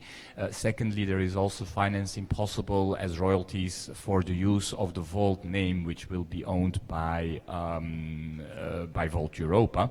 And there are also services which are rendered, IT services and so on and so forth. And so for these services, of course, there are also fees that can be levied because there is a counterpart. So it cannot, I agree with you, Cyrus, that this cannot be presented as a contribution because you are part of a bigger, of something bigger, and therefore you need to pay your due to Volt Europa. But there are certain legal ways to justify this. They have to be justified, and of course they also have to be at arm's length, so you can't just create any sort of transfer for whatever reason it is. Of course, but as a lawyer, I do think you do understand my concerns about the terminology of communication and marketing. Communication and marketing is a normal party campaigning expenditure in every political party, and no jurisdiction would accept that. Communication and marketing as a contribution for IT services. So either way, you have to change this terminology, or we have to find another solution. And we totally agree that we have to pay for our services we receive, but we have to work it through. I think we'll just put that on the votes. And the vote, we will ask the question if this financial item should be excluded from the budget. Okay? Thank you. Okay.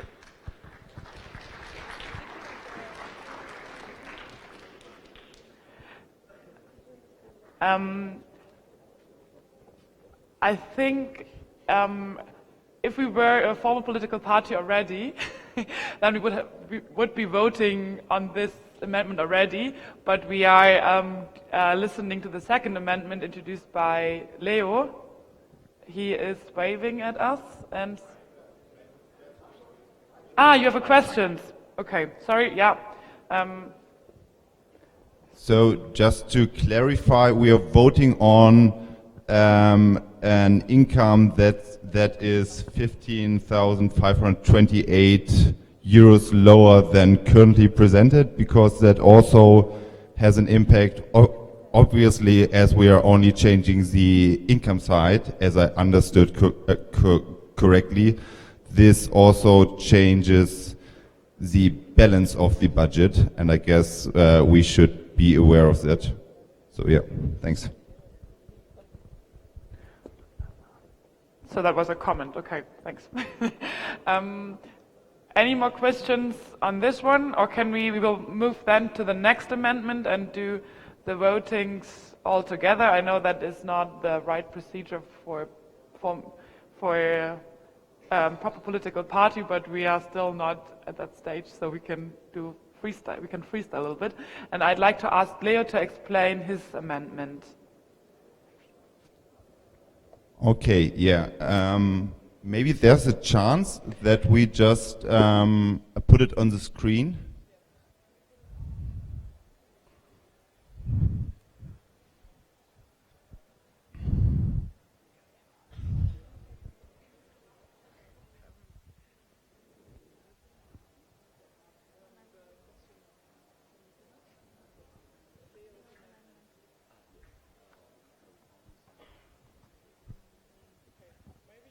Oh, sorry.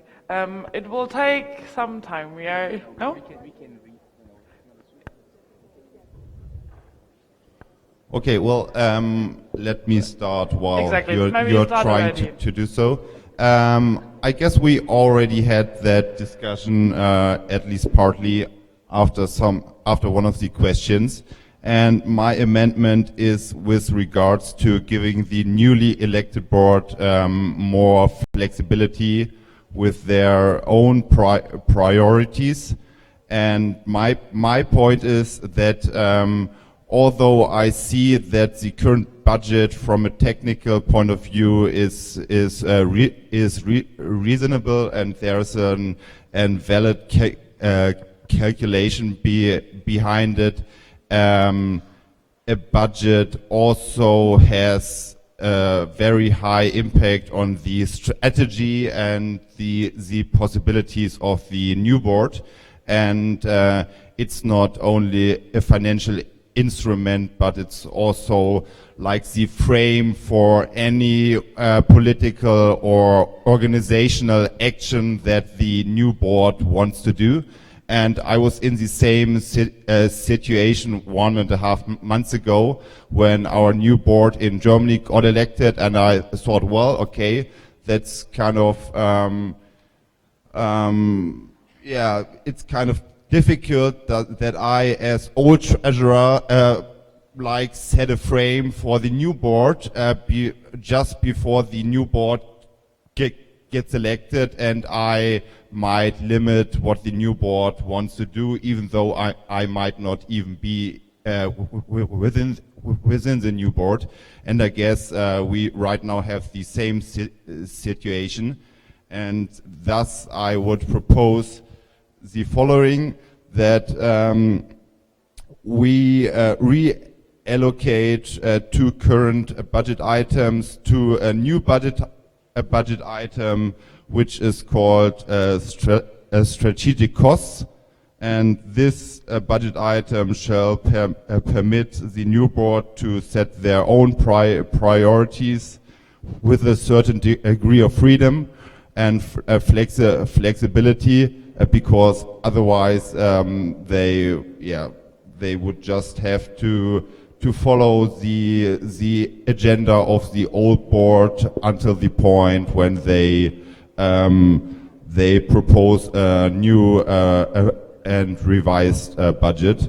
And this new budget item shall be reallocated from the reserves, which was about 30,000 euros when we just saw it presented. That might change depending on whether Cyrus' amendment is accepted or not. If his amendment is accepted, the reserves would only be about 15,000 instead of 30,000, plus an amount of 30,000 euros of the total of the IT costs. And I'm aware that there's a solid and reasonable calculation and need for IT cost, but well, I think at least to some degree, and 30,000 is only like 30% of the whole IT cost item. At least to some degree, it should be up to the new board to decide whether there might be a better use or not, and they could still decide to put reserves and spend this new budget item for IT costs as well. Yeah. Are you going to speak about the second part of the amendment, or just? Oh, I guess we should talk about my amendments as separately, as my second part is not related to the budget of 2020. Okay, couple of points here. I will stress again that this is not the budget of the old board. This is the budget that the European teams created. They have been in these roles for a year plus. They know what Volta Europa needs and what Volta Europa lacks. The board simply facilitated, or the treasurer and the finance team simply facilitated that procedure. So it's an important distinction to make, just to not confuse people. Then second point, I understand the need, as it was brought up yesterday and today, the need of flexibility, and that's a fair need. And I've also said before, 3 ways in which the board can have flexibility. I am fully aligned with you that the reserves that are projected in the budget can remain as reserves or can be used by the new board as they see fit. However, I'd like to know exactly. You said that you're proposing to take 30% of the IT costs, and I want to know, how did you arrive to that calculation or assumption?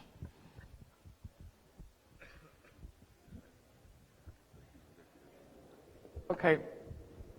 Any more questions so far? I had the question back to Leo. So I was conversation. I'm really sorry. I was just in a discussion with Stefan. Could you maybe repeat just the last question? Yeah, so how do you motivate or explain or reason the 30% reallocation to strategic costs that are unexpected, unknown currently? And because how does the new board, I mean, any board, it doesn't matter, the board should take advice from people with expertise about certain matters that the board is not knowledgeable about, and IT is one of those matters. So I just want to know if you have an explanation of why exactly 30%. I think to make some clarifications here, if there are any more questions in the room on this amendment, then we can take them to clarify what he's asking for. But otherwise, we will put that on the vote as well, and have Cyrus vote as well on the same time for vote for Cyrus amendments. And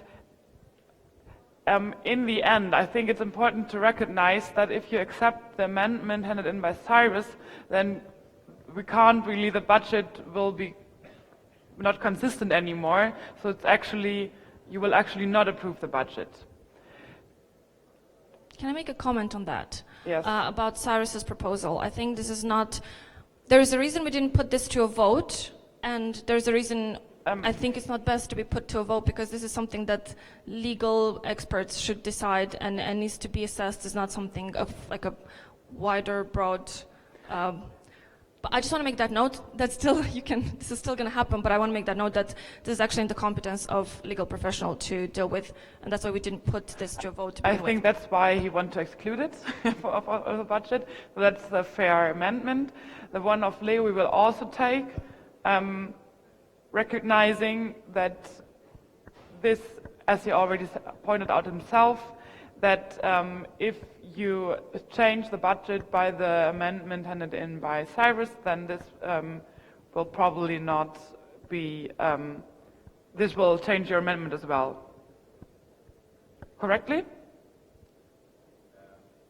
If the amendment of Cyrus will be accepted, this would impact my amendment in a way that only about 15K instead of 30K of the reserves would be reallocated to the new budget item. Yeah, that's basically it.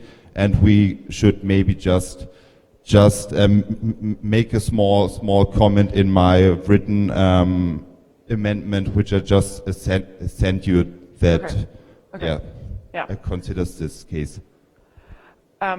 Yes, I don't know who was first. Konrad? Thank you. My suggestion is, given the nature of this budget proposal, being prepared actually before we had our strategy in place, before we had clear ideas about what income possibilities are, I think it was an excellent effort just to give us a framework. My suggestion would be that here it's being discussed and the board is being obliged to come back in a certain amount of time. I would say 4 months is realistically, to present to the members something which then is aligned with our emerging strategy. Hence, there we get more consistency. We also can clear some of the legal pending questions which have come from Austria. Yes. And I believe we have then something much more grounded to present to the members. And so that would be my suggestion. Yes, thank you. In fact, if it's okay, I would maybe add directly. The second part of your amendment? Yeah, exactly. Because that's exactly part of my amendment, and unfortunately we cannot show the whole amendment on screen, because my amendment says that the board shall propose a more specific budget proposal within 6 months to be decided upon by the General Assembly. And luckily, we have the possibility at Volt Europa now to have online GAs, which are quite or comparably easy to handle. And we could have an online GA just for the purpose of a budget vote. Please correct me if I'm wrong, Stefan. Yeah, and additionally, although I agree with Konrad that that's the better way, we still need at least a preliminary budget for 2020. Because if we would do what Konrad just proposed, which would be to vote on the whole budget in four months, that would mean that we wouldn't have a budget at all in January or spring, and that would be quite critical. One comment on that: we will need a new budget before the end of the year, so it has to be proposed until the end of the year, and we can do an online General Assembly on that. That would not be a problem. So in the end, I think we have a budget we can vote on, we have some proposals on the budget, we have the idea to create the supplement this body, and in the very end we will also have a vote if we approve the budget at all. So if you don't approve the budget with all the amendments handed in, then the board will have the task to come up with a new one until the end of the year. Are there any more questions? I have a suggestion to solve the deadlock. I think we shall accept Cyrus' concerns. They're very serious. And he made a suggestion as well. If we rename this title in the budget, which was membership fees or contributions, to make it somehow legally bulletproof, I think that's an easy way to address the concerns and to solve the problem that we end up with the deadlock. Then we need an amendment to your amendment via email. Oh, that's up to Cyrus. He should have thought about it, how to rename. Can I just say one last thing, and then the voting will proceed? Cyrus's legal concern, it will not be solved in a month or 2 or 4. It's an ongoing issue. This is why we don't have a vote on it specifically, but it isn't included in the budget. This is the desired future state of Volta Europa. However, over course of the year, given that, okay, we saw that there's legal constraints here, or for whatever reason that's happening, this can be easily explained that the actuals are different from the budget, and this is why. And that's a fairly reasonable argumentation.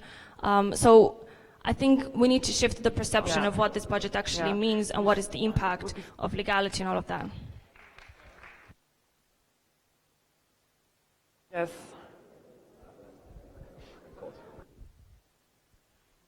My question is, I see that the whole group here always ask questions, but there are people also over there that have legitimate concerns about the budget. So sorry. My question is on the amendment, if I can. It's unfortunate that we don't see the amendment because the nature of what we are discussing is very important to see, like the phrasing of the amendment. However, my concern is if we do change the phrasing in strategic, how was it called? Strategic. Oh, there we go. So fantastic. Can we assure accountability for the board when we change the item of certain allocation of money? Because what does it mean to be? What does it mean to spend money on strategic choices? So how can the board be accountable if it's not clear what are the objectives of the item? So that's my question.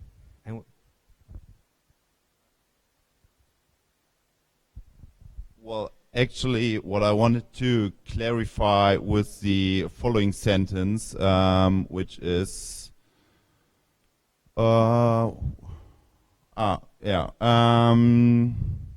this budget item shall permit the new board to set their own priorities with a certain degree of flexibility.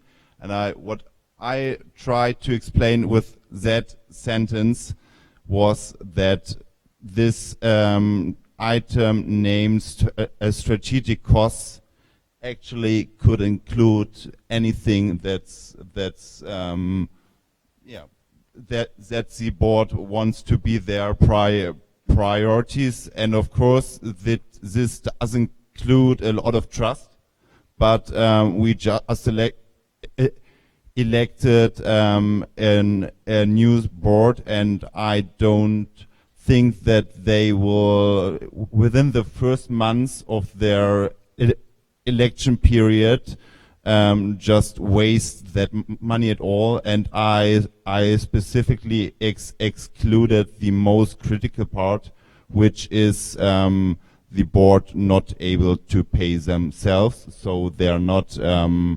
They are still bound, and that also is a necessity by our statutes already. Okay. I would propose that as long as there are no fundamental questions on the amendments anymore, we will proceed to the voting procedures. And if you feel that there are too many questions left over that can't be clarified today, then your choice would not to approve the budget or go for Leo's amendment to have this body established. Because I think due to time constraint, we can't clarify all questions. And maybe this is then not the time to close, to leave with a ready budget for next year. If it's a fundamental, important question on the procedures. It is a fundamental answer to Mihaela's answer to my amendment. This terminology gives enough legal reasoning to the Austrian jurisdiction to investigate against Volt Austria, for example. Okay. So that is quite serious.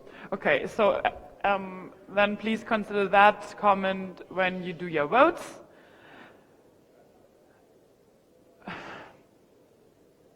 Just one last question, which is building on what was already said regarding the tech costs. I think, and this is definitely has to be a priority. So my question is, where can we find documentation regarding any rationale that was done in terms of spending in one area compared to spending in another, taking into account the trade-off? You know, because this is exactly, I think, what would show more accountability with how was the decision making made for this budget here. So do we have access to any, you know, so the treasurer basically, you know, all information file or anything, yeah, like documentation to know where was one spend, why was the decision making done like that? To also answer the question of accountability. All information will be available on the Vault folders on Google, and I'm very confident that the old treasuries will be more than happy to explain everything they did and ensure a smooth handover. Leo, last one. Well, sorry, but I just wanted to make clear that I just skipped my second amendment, which is a supplement, because I think we already put it to a vote, because I didn't explain it yet. It's right, you haven't explained it, but now we have it. We will. Do you want to skip it, or do you still want it, right? I still want it. I just skipped the explanation for now, because both my amendments are completely independent. Yeah. A technical question, if I may, on this point. Actually, this is a point we can, of course, amend as part of the budget, but which could also be voted upon independently from the budget. Exactly. And so, since it's not clear that the budget will be accepted or not, I would actually modify this and say, sort of, do you agree that the new board will blah, blah, blah, but without making it into an amendment to the budget, to save it. Okay. Yeah, that's why we understand. Yeah, but I think you did share some explanations on that, maybe not separately, but I think we did talk about, right? So I felt that's all clear. I don't think that we talked about the reasoning behind that amendment at all, honestly. No, I think we did. No, well, yeah, we did, but I guess nobody in the room knows the reasoning behind my second proposal. Or does someone? Yeah. So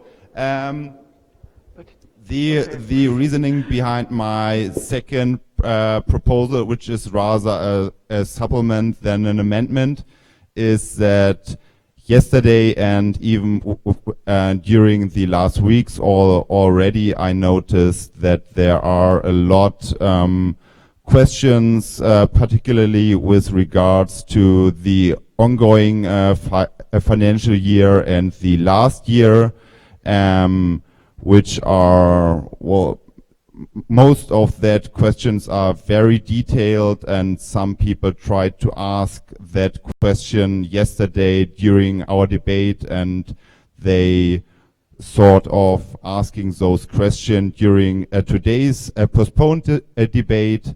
And I think, yeah, there's also a legit interest of the new elected board to be informed in detail about the financial situation of the current year, as there will be a transfer from the old organization to the new organization, which would also include any obligations. And thus my proposal is to not talk about that questions today, as they are very detailed and technical, but rather establish an independent internal audit committee, which then brings a report to our members and both the new and old board.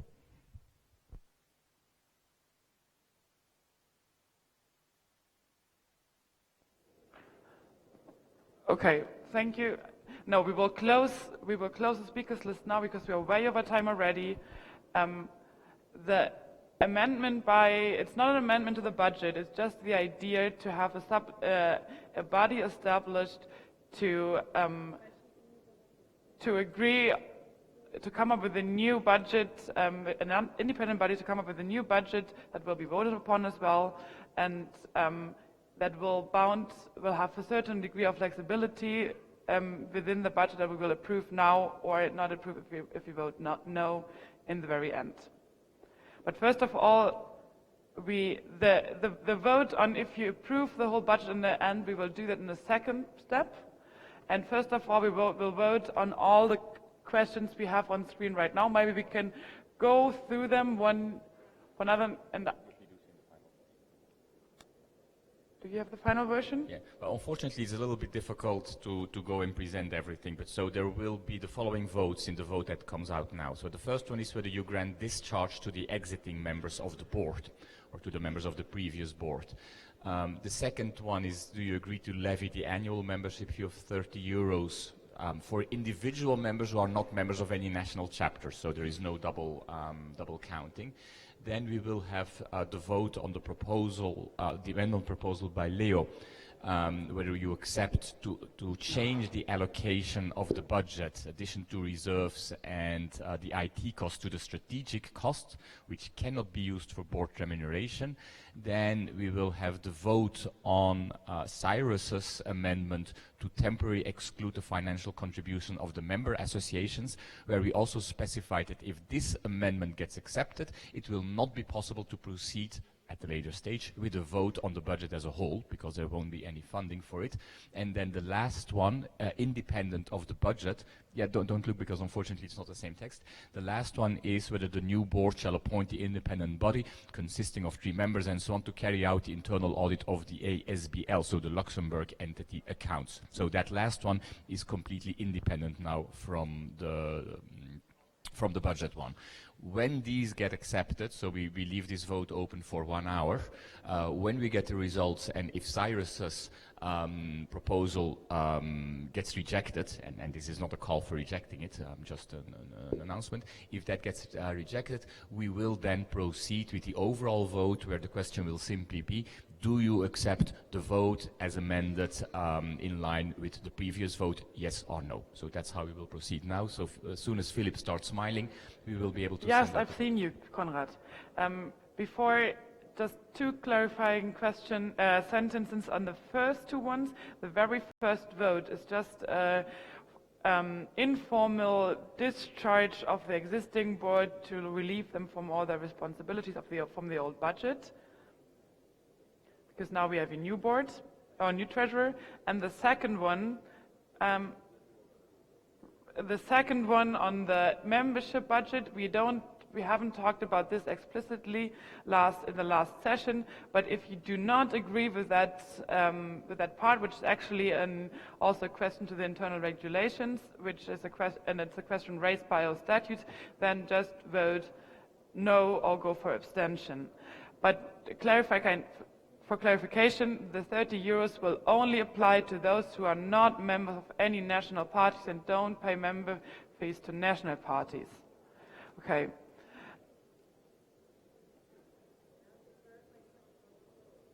On which one?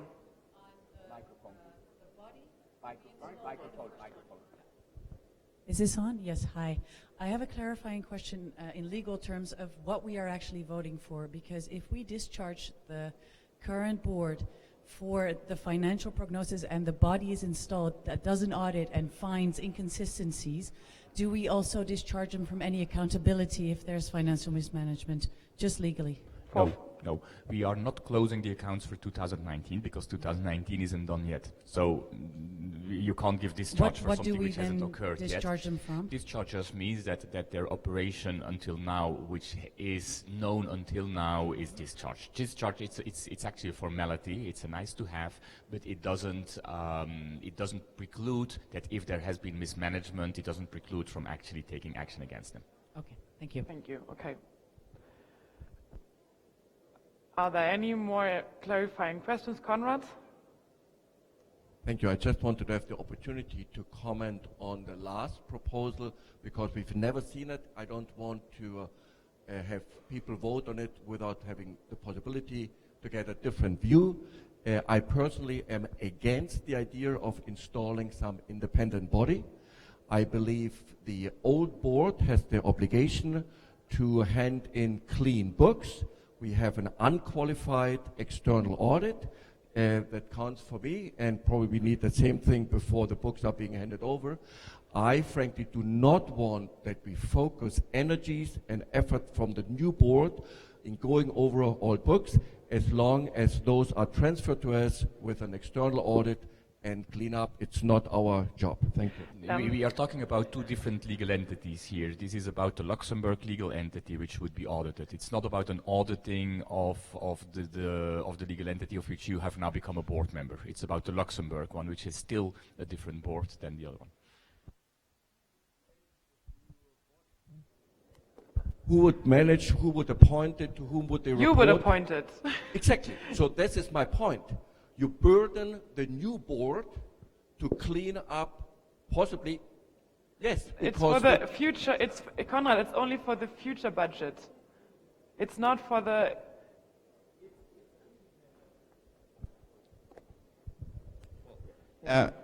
Well, maybe I should clarify that. So the only obligation the new board has to appoint 3 people to do an internal audit, and afterwards the whole committee will be independent. And the only the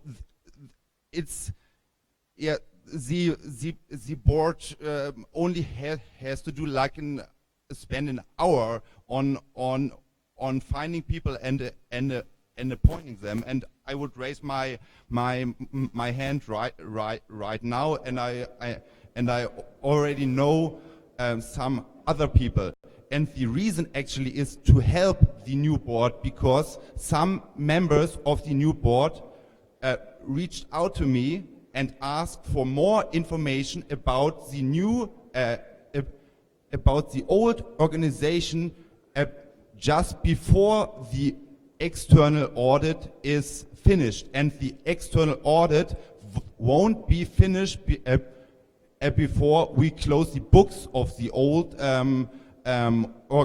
organization, or rather the fiscal year 2090. So there won't be any specific detailed proved information before the end of the year, and the new board, at least some other people except Conrad, asked for more information before that time period. So this body doesn't hurt anyone, it just helps the new board, and if the new board doesn't want help, then okay, it's up to them. I would say then you can just vote no on that, and we will take one more clarifying comment on that, and then we really have to close this list and move into the next agenda item. So I think we'll take Julia as the new treasurer, who can make some clarifying notes on So that. yeah, so thank you, Leo. I really want to clarify how important this vote is. It's really about making sure that we have a smooth, transparent, and accountable transition from one entity to another, and make sure that we really rely on both independent and advice, but also from people that have been here long before I have, long before other members of the board have, and really have a deep understanding of how it works, and really we make sure that we take into account what has already been happening and how can we find the best way to move forward together. So really, please do not underestimate how important it is that we find a good way of working together and transitioning. Okay, I'm sorry, but we won't take any more questions or comments on that. We really have to move to the next agenda item. Microphone, we can't hear you. If it's... Yes, we... I agree with Conrad that this is the old board, I don't know, task to find... Okay, if Conrad has said so already, then please don't repeat what has been said already. I'm proposing a solution for that. Okay. So the old board can find this body and propose maybe 2 options, and the new board will accept one of them. I have not understood that. Yes, it's difficult to find people if you are in the new board and you don't know. Yeah, maybe they need to be agreed by the new board, but not found by them. So the old board should find them and propose them to the new board. Just as clarification, we will be relying on internal people that have already suggested and put their name forward to really help us with this smooth transition. Yeah. Okay. Okay, thank you. We will now move into voting procedures. We will send out the email. No email. Philip will open the votes. And after voting on these votes, which will be open for how long? 90. We need to do the second one as well. Yeah, but we have lunch. Okay, so for 90 minutes, and you have all lunchtime to discuss and raise questions with the people responsible. No, but it's on for 90 minutes, so if you feel before you vote on it you want to clarify your questions with the people who have proposed the amendment, feel free to do so. And in the very end, after we close this vote, there will be a final question on the budget if you approve it at all or no. And if you are not satisfied with the whole discussion or all the amendments, then you can still vote no in the very end. Okay, thank you. Yes.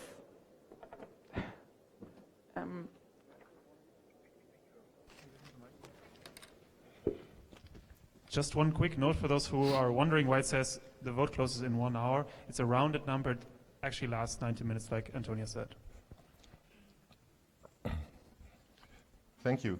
We're going to go to our next program element. I just want to give a point of reflection for all of us, is that we had many hours of discussion about this topic, which was open for a month online, and 2 months, and I think 60 people looked at the budget, and no person filled in the questionnaire, and now there are a lot of questions. Well, I see people saying that's not true, but maybe just all of us reflect on how we can improve on this process in the future. That's my only point.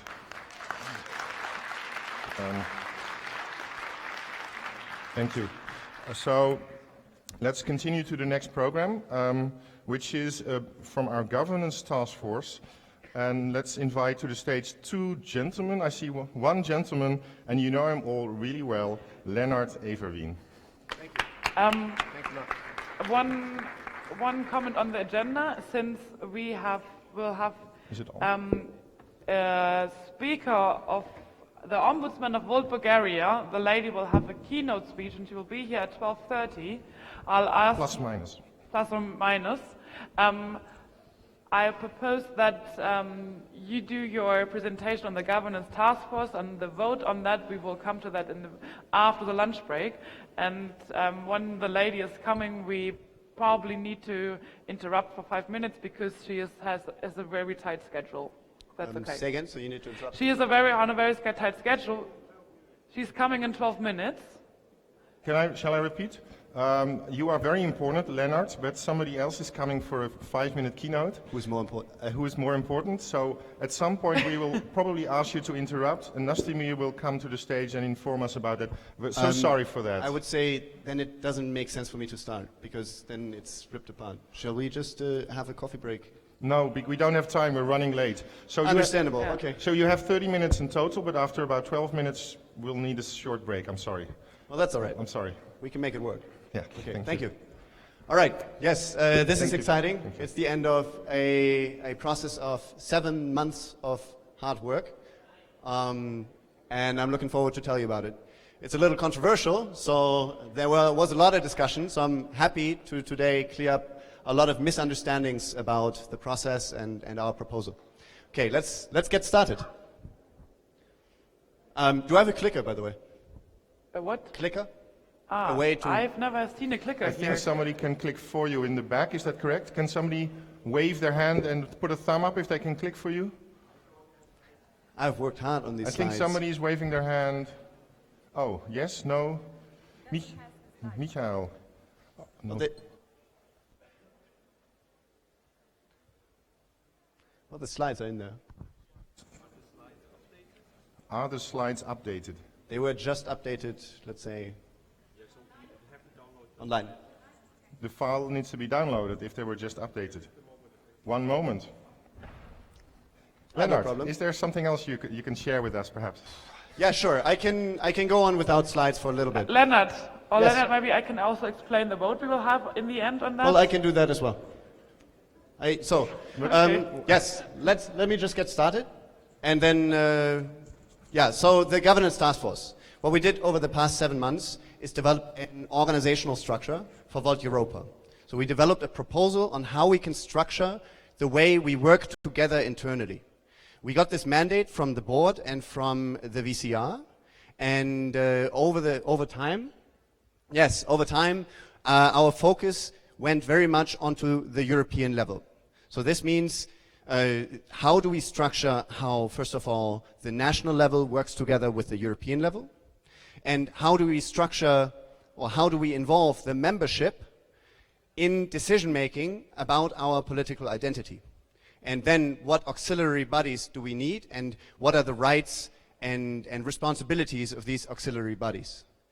And so what I'm presenting to you today is a proposal, and the vote we are going to have is a confidence vote. So a confidence vote that what we worked on can be used in facilitating the discussion with the membership, because this will be part of a longer process of structuring our organization as Volt Europa. Woo! Finally, okay, this is great. You can go straight to the next slide. We were in the process that we had as a working group. We were quite open and transparent, meaning we frequently onboarded new people that were interested in participating, interested in the subject, that gave commentary. Our newest member is Arno, in the middle there, who reacted a lot to our release of the proposal and ended up giving really good insights from the perspective of the membership. So thank you, Arno, wherever you are. Okay, so not everybody always participated the entire time. It fluctuated, but thank you to everybody who put their work into this. It was hours and hours of discussion, and I know that we all we all are happy with what we came out with. Okay. Yes, thank you.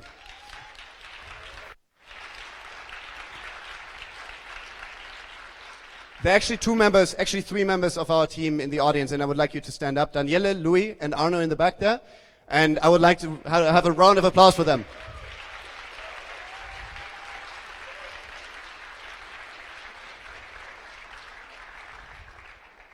Excellent, thank you. Okay, let's go on.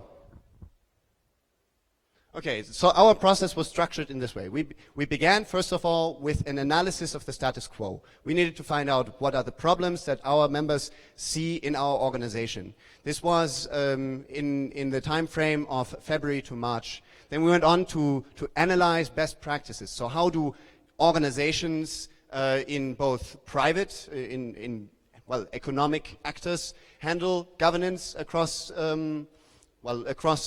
countries, and how do countries do it? It's what we are facing is fairly unprecedented, a pan-European party. So what we need is a mixture of different elements. So there is not one single best practice that we could follow. So we had to combine different elements. Then, we ended up with a development which was in long working sessions of 2 hours apiece every week, sometimes twice a week. And then in the end, we opened up for comments for an entire month. And a lot of you actually engaged. But it was very challenging to reach out to a lot of you, because I think communication is something we can do better as Volt in total. And this is why we decided to also restart the engagement process starting today, because I know that with this I am able to reach all of you and just show you that this is a very important subject that we all need to be engaged with. Okay. So our findings from the internal analysis were that, first of all, we need better transparency. I think not a lot of us know what went on the European level for the past year, especially the past half year. And this is something that's very undesirable, because we need to feel as one organization, not only on a local level, not only on a national level, but also on a European level. We all need to feel connected. And if the processes and the structures are intransparent, this is impossible. Number two, we have a need for member representation. So this is what we have all been talking about as candidates. How do how do members have an influence on the stance of our movement politically? And then third, we need clear-cut responsibility. Who here in this room, hands up, who has heard of the VCR? Hands up.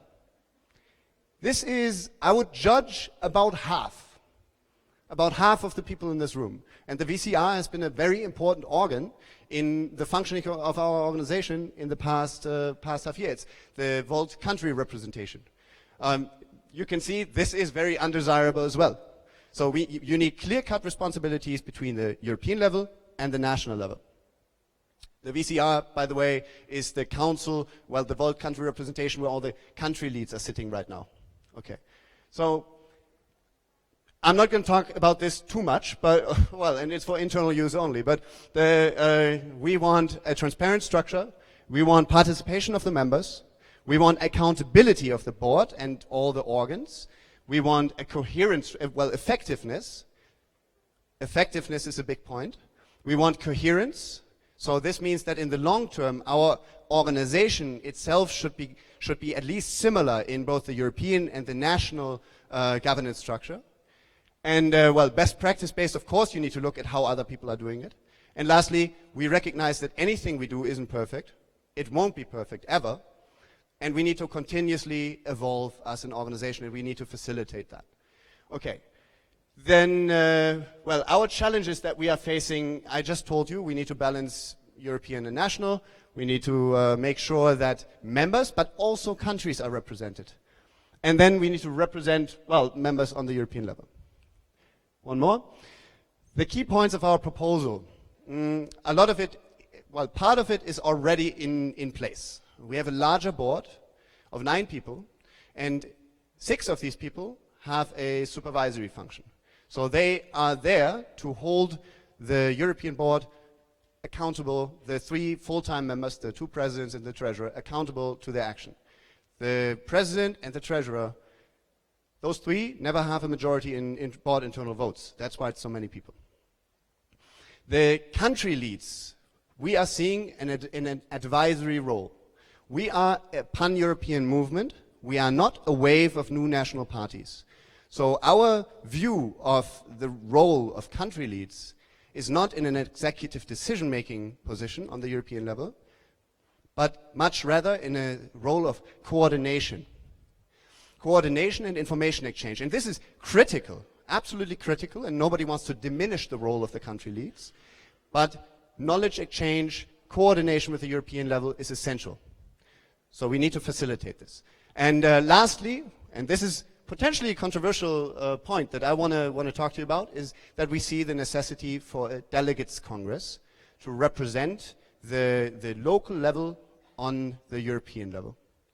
So let me first talk about the complexity of this last point. The delegates congress we envision to be there to find our political identity. So in the policy process, everybody can participate in developing policy, as it is done now. However, we see the necessity for a voting mechanism that represents equally the members and the countries. And let me tell you about alternatives before I give you more details on how we imagine this. Right now, we have the structure of a membership vote for policy. I would like all the Germans in the room to raise your hand. Look around. Thank you. I would like to raise all the Italians in the room to raise your hand. Yes, perfect. I would like to raise all the Dutch people in the room to raise your hand. Okay, excellent. You together are 80%, well, 79% of our membership. All the other countries are fairly small in size. Often a country, entire country, smaller than, let's say, Volt Berlin, especially smaller than Volt Munich. This is a dynamic that we have to be aware of. And if we hold a membership vote, the largest countries will always dictate our decisions. Smaller countries would not be would not have a sway in this decision. Number two, the next point. Next point. Okay, wait. There. Low participation. So, again, sorry for this action, so much action, but everybody who has voted on policy before, on the European level, please raise your hand. Well, this is a surprising amount of people, but you're also the most active of the movement that you came to Sofia. So, this is not representative. You know how many people voted for the Amsterdam Declaration? Roughly 37%. The last policy vote was, well, the last couple policy votes were 160 people and 60 people. We cannot let a small minority of very active people that have a lot of time to read all the policy dictate what is our positioning as in a movement of thousands of people, because those decisions are not going to be representative of what the base actually thinks. Well, then you have alternatives, and those have been discussed quite a lot. You have the concept of a transferable vote. That is one way of calling it, but you can also call it liquid democracy. Okay. Excuse me, Leonard. It's time. This is time for the cut. Well, that's a good point. I'll talk about that in a second. Yeah. Thank you.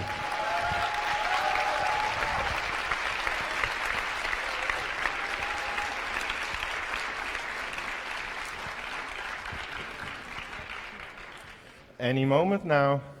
There she comes. Nastimir.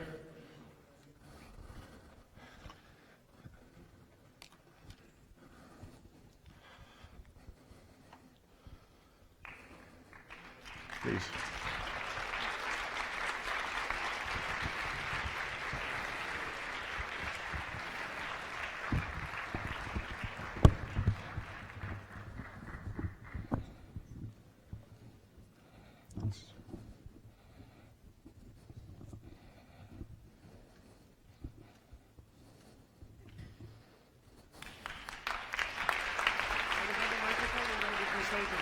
Oh.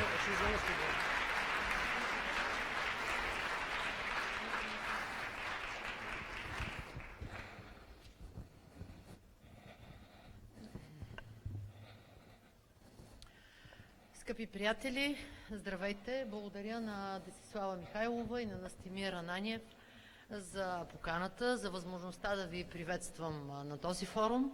Dear friends, thank you very much for the invitation to Desislava Malinova and Nastimir Ananiev and to be on your forum.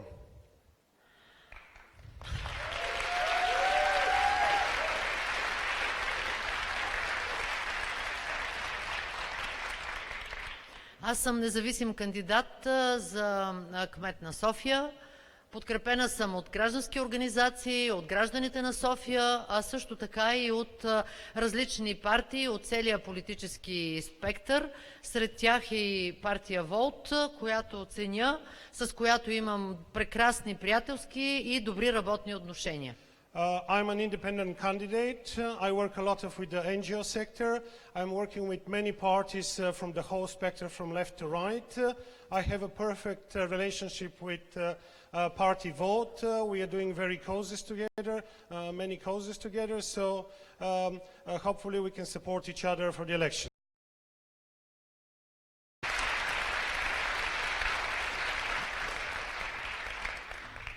Доскоро аз бях национален омбудсман на Република България и като такава защитавах каузите на гражданите срещу монополите, срещу липсата на прозрачност в обществените поръчки, в управлението на публичните финанси, изобщо в управлението на София и на държавата. Имах каузи срещу мръсния въздух, срещу липсата на действия за подобряване на неговото качество, за безопасност на движението, за живот в една по-добра и приятелски настроена към гражданите си страна. I was an ombudsman up to recently. I resigned because now I'm a candidate for mayor of Sofia, but I have always worked with the citizens. I have worked against the monopolies. I was working for the citizens to have personal bankruptcy. I was working for air pollution. I was working for many causes, for better payment for the nurses, and many other causes that were in line for my position as an ombudsman. Of course, road safety as well, and many other causes.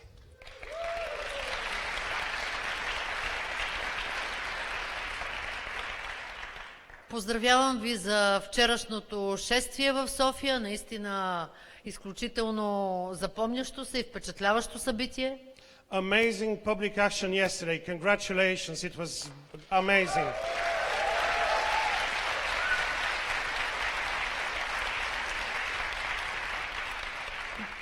Директно хванахте пулса на столичани, защото проблемът с качеството на въздуха е проблем номер 1 за столицата на България. The air pollution is the biggest problem in Sofia, and you got the pulse of this problem with concrete solutions. Thank you.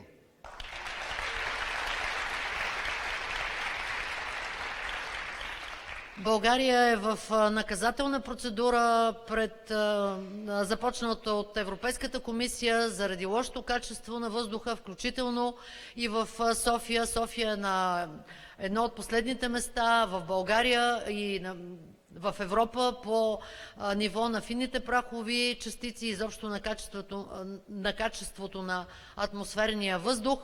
Ежегодно един автобус хора, над 40 души, умират в България заради лошото качество на въздуха. Bulgaria, at the moment, there is in the European Commission, there is a case against Bulgaria because of the air pollution, because we are not meeting all the standards and norm, and 40 people every day dies from air pollution in Bulgaria, and that's why it's a major topic not only for Sofia, but for the whole of Bulgaria as well.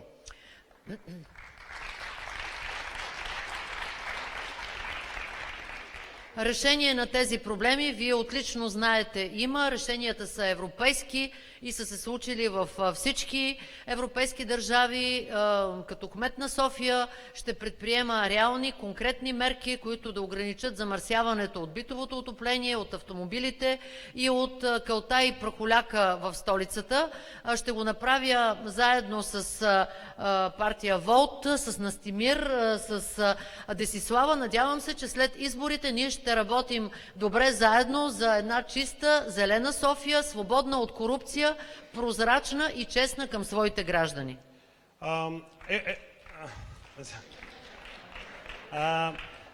Air pollution is a big topic, but there is European solutions for that. In all European countries there is working solutions, and we don't need to create anything new. We just need to implement the European solutions, and that's why I'm going to work very close with Vote and the way how we've been working. And after that, I hope we're going to work together in the City Council of Sofia in order to be able to implement these decisions. And to change the whole situation in Sofia and in the whole country as a whole. I'm going to work for these problems as an independent candidate, but candidate of the citizens. And I want to get all the help from everybody, and I would rely on your help from Vote as well.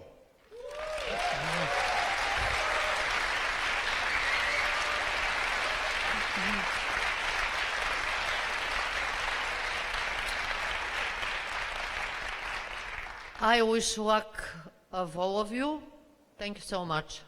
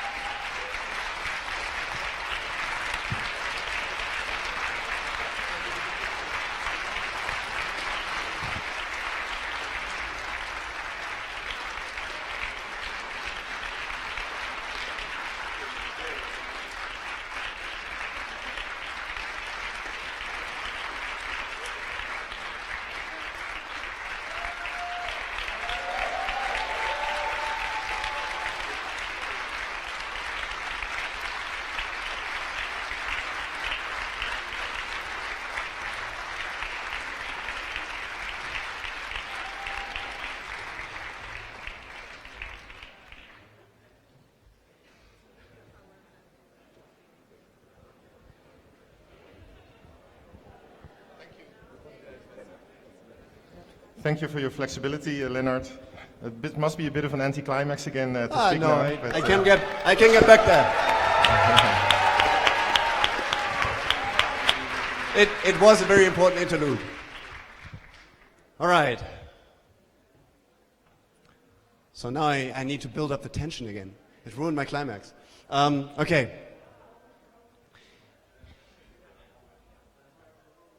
Just somewhere in the PowerPoint.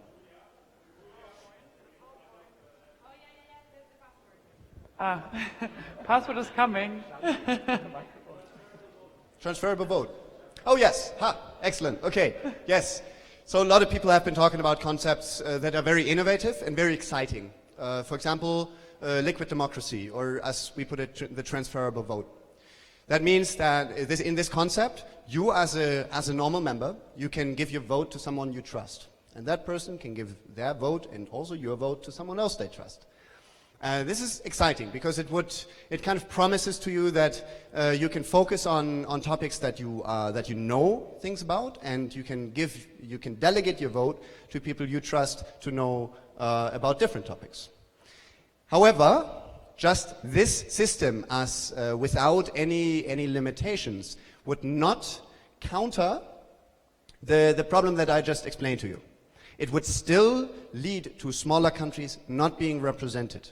And it would be very difficult to argue for expansion and a pan-European ambition if smaller countries have no impact on our political stance. So, however, that's not the only thing. There are social dynamics in place that would potentially lead to a small group of powerful individuals that have a lot of votes, which in turn suggest that they are trusted. So these would be adverse social dynamics that you have to look out for.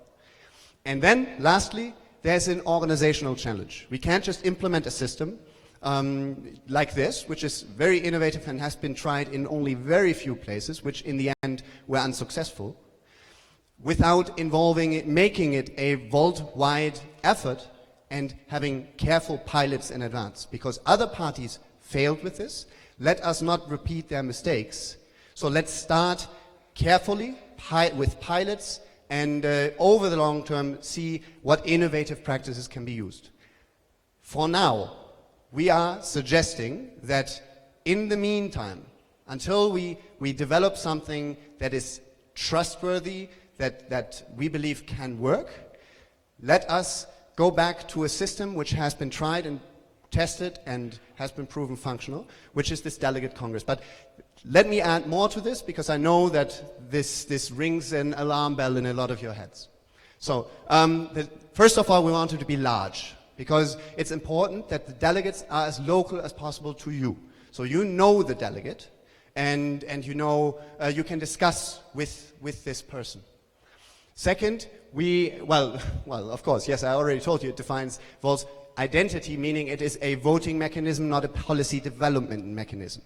Third, we want a system with a double majority. So this sounds confusing. What's a double majority? Double majority, we mean by that you have a delegate distribution which is based on membership of countries. However, in order to pass anything through this Congress, through this body, you need not only the majority of the membership, but you also need a majority of the country delegations internally to be in favor of what you're proposing.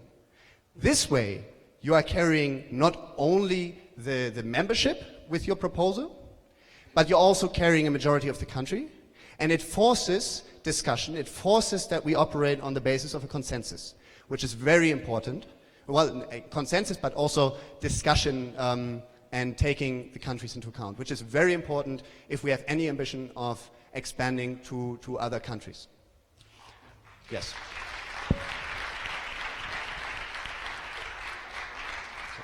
I've talked a lot about the Delegates Congress because it's one of the core pillars, or maybe the most controversial element. But it's not everything. We have those three parts. We have the relationship between the national and the European. We have, of course, the Delegates Congress, and we have auxiliary bodies. And here on this somewhat very technical slide, you see the membership, which directly votes a conflict resolution body, which we have done, directly votes a European board, which we have done, and then it directly votes for delegates based on a constituency basis, so local delegates. This Congress is the members' representation in terms of finding political stances, but it also provides legitimacy to what we consider commissions. Commissions, I mean, I know we throw around a bunch of terms, functional team, commission, committee, and it sounds quite confusing and you don't know the difference. But what we consider commissions to be is a somewhat independently operating body. So electoral commissions, for example, I believe, and I think you believe, it is very important that the European board doesn't directly micromanage how our electoral processes work. That would be fatal. Second, I think you would also agree that, the Strategy Commission has the responsibility, as it has now, to reach out to the membership and co-create a strategy that we all stand behind as a movement. So it's not just the board coming up with one strategy, it involves all of us. And then third, we propose a governance commission. So you might think, he's just trying to secure his job. No. What we actually think is that it's very important that the board does not micromanage the development of our strategy, because it could, our structure, because it could lead to conflict of interest. So it's very important that this body has the role of continuously reviewing and working on our governance structure, and of course reporting back to the membership as well as the board. Okay. Then you have committees, which we imagine to be, and I'm not going to go too far into detail, but an auxiliary body where the delegates can work within their competency to better coordinate, to review the ethics of policy proposals, and other things as they see fit to start new committees. Okay. Functional leads, as we have it now, we imagine to be appointed by the board in order for them to be effectively working with the board, effectively working on a competence basis, and their accountability is derived through the vote for the board. So if our functional teams don't work, whose fault is it? Probably the board's fault. And they need to be held accountable. Okay, we can move on. I want to sum it up. I just summed it up, but over the past 7 months, we came up with this. And it was a lot of work, it was hard work, and we reached out to you in a month-long comment procedure, as I said. We took your comments into account. We had Q&A sessions, which has had very limited reach, which we don't blame you for. We blame just our dynamics internally for. So what we want to do now, because this subject of governance determines who we become as a movement, it determines the future of Volt in the medium term, in the long term, and I would argue also in the short term, that we work together to develop this, to develop our internal structures.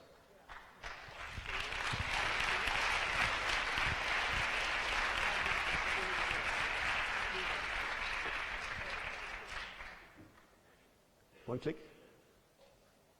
Well, okay, what we would like you to vote on now is that we continue this discussion. And we want to give the mandate to the board to create this process and to involve the membership to then, until the next GA, come up with a concept that can be readily implemented and that we all stand behind as a movement. Thank you very much.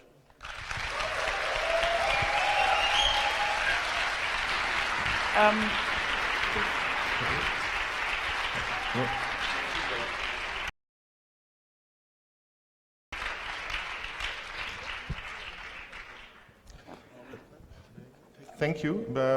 One little intermezzo more. First of all, the voting is going to be after lunch. And a very, very brief intermezzo, and I'm looking at two people in front of me right here, because we should actually thank a board member of us who is leaving. And I think it would be maybe appropriate if the person sitting next to him would do that and take the word to thank him and say goodbye to our board member who is leaving. Thank you. This was the end, right? So unfortunately, I'm not very prepared right now because I didn't know that you were going to leave now. And this morning I didn't have my second coffee yet, so also my speech was a bit unprepared. But what I actually wanted to say or start off with is that we all would not be here if it wasn't for Andrea, Damien, and Colombe. And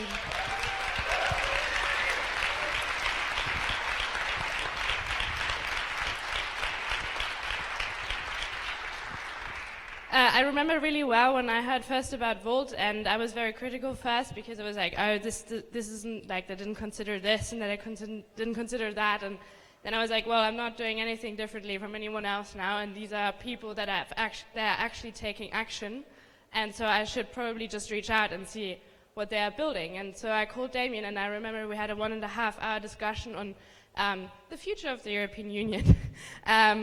A casual discussion we all had at some point in Volt. And in the end it was Damien and the discussions I had with all the people that he connected me with that really got me involved in Volt, and that gave me the passion to really work together for something that no one has dared before. And the incredible empowerment that Damien, but also Andrea and Colombe, who can't be here unfortunately today, have given to so many people with their ideas, with their determination, with their simple doing instead of talking, is incredible and should always guide us as the spirit of this movement. Thank you so much, Damien.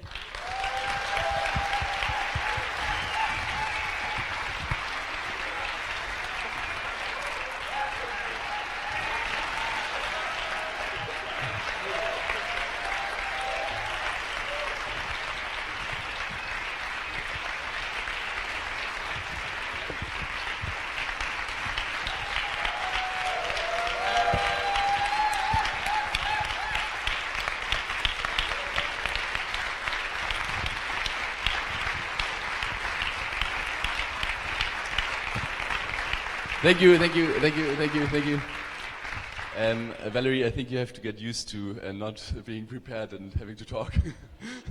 This will happen now quite some time. I mean, I yesterday tried to say already what I have as an advice for the new board, and if you don't remember, you can read it up on Twitter or Instagram.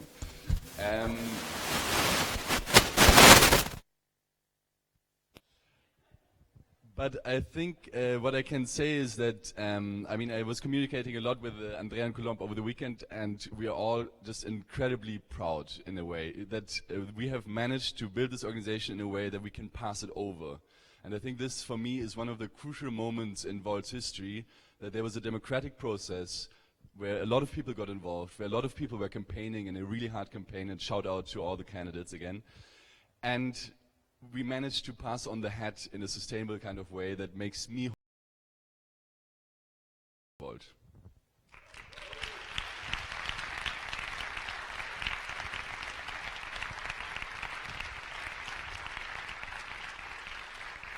There was an old member of Volt Netherlands once who, when we did a mistake, said, you know, Damien, if you don't do anything, you won't make mistakes. And if you do a lot, you might make more mistakes. And I think it's also true that we should look at each other and understand that we are all human beings, every one of us, and that we will make mistakes. And then I think what we should have as a Volt culture is that we obviously are honest towards that, but that we don't, you know, find always the mistakes, but that we see the opportunities that we have around us and that can actually make this movement a positive and progressive movement. So that is, I think, really important for me as a culture.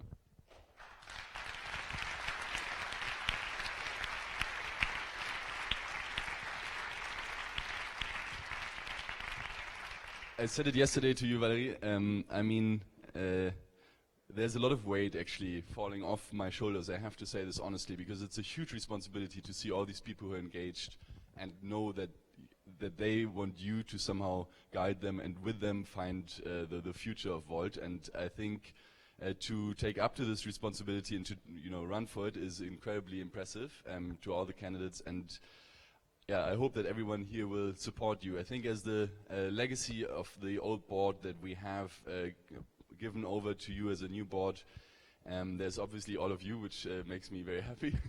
And then there's also at least the legal structure of a unified European party where everyone is an individual member. And that was for me a crucial success and innovation for European politics.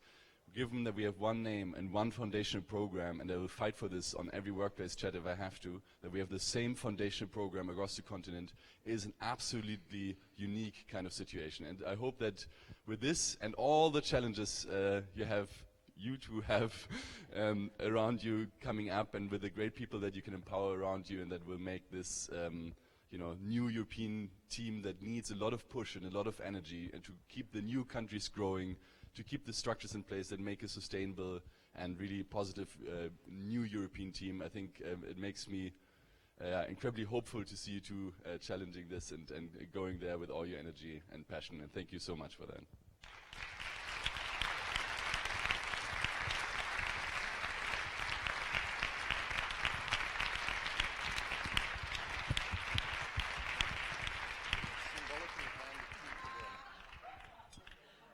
So this doesn't make any noise, so never make any noise. It does.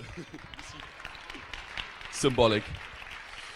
Yeah, so now I have to run, so goodbye to all of you. You and I have to go and meet our political group in London and have a 3 days retreat with a lot of alcohol involved again, so I'm used to it now.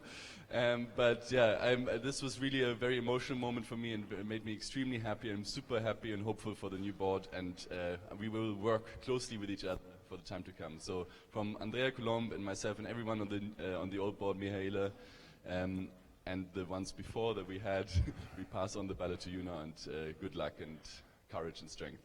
Damian Böselager.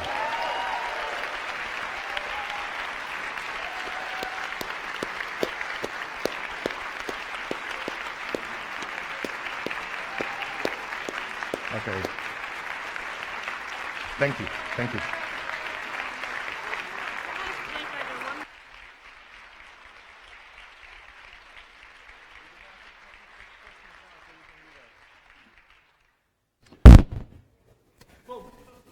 Leonard, are you still with us? I'm looking at Antonia. We have 7 minutes to have maybe 1 or 2 questions. Exactly. So I'd like to align, if there are questions on the governance task force, please come, you might want to line up again. And we will also try to follow gender alternate speakers list again. And I would like to give the word, first of all, to this lady coming here. Do you have a microphone? Yeah, I do. Thank you. Hello. And we have to be at lunch at 1 sharp because the food is warmed up, so we might close it, but then afterwards you still have the opportunity to raise your question. So don't be mad if you can't ask the question right now. Hello. Thank you very much for a great presentation. My question is, throw it out because it's something that you can't answer now. Sorry. I have a question about the functional leads. It's a question I'm going to throw out because we can't have a detailed discussion on it now today. But let's say the selection of the functional leads, how that will be done, and how they will be kept. Because very often you get someone who has officially the role but is not so active, or you have someone who doesn't have the experience. So just to think about really getting the best people and the committed people. So think about the process, and maybe you have, but a question of how that will work. Thank you. This is a very important subject, and there was a lot of debate about this, and we received quite a lot of comments on this. So we, of course, we talked a lot about the decision between voting for functional leads, appointing functional leads, and then how are functional leads accountable. What we ended up with is a split between, do we want democratic representation in the smallest detail, or do we want an effectively working functional machine? Because not always these two overlap. What is important for a functional team is that the person that runs the team, that coordinates the team, is a sort of manager of this team, produces results, and we believe that by appointing them from the board, you can much more assure that the right people are in the job instead of the people that either had the exposure, and it's really difficult to get exposure in our movement, or just are popular but maybe not the most competent, because you can have this as well. So appointment of functional leads, we believe is the right way to go. The thing is, they are still accountable. The board is accountable for their quality of their organization, their quality of their operation, their functional operation. I'm going to wrap it up, but you can ask me again if you have more questions about this. Yes. Do we have time for one more? 3 minutes left. Okay, my name is Hayo. 2 questions to clarify a little bit.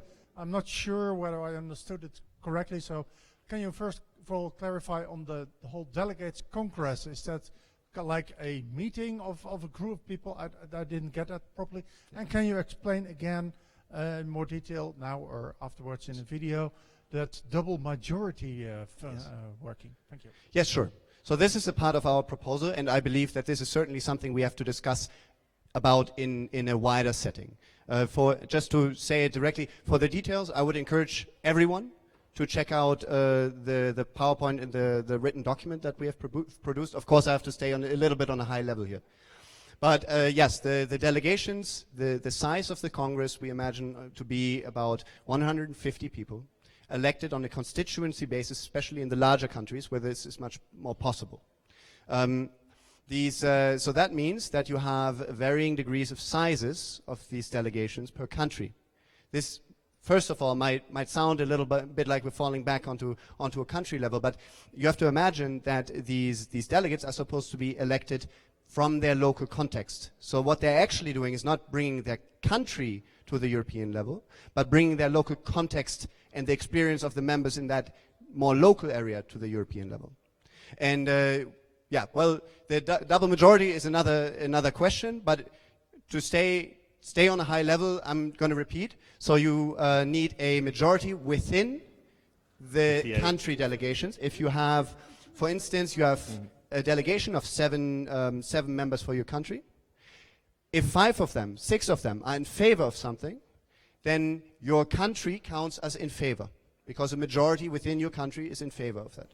So that is how you capture the opinion profile of the countries, while through the delegates you capture the opinion profile of the members. But I want to just wrap it up with this. This is certainly something we need to engage with the membership about, and this is a proposal of how to do it. Leonard, thank you very much. For now, please remember where you were standing, then we will get back to you immediately after lunch. Now, because the food is on the right temperature now, this is why we have to stop now. We have 1 hour for lunch. Thank you very much. Smakelijk. Thank you.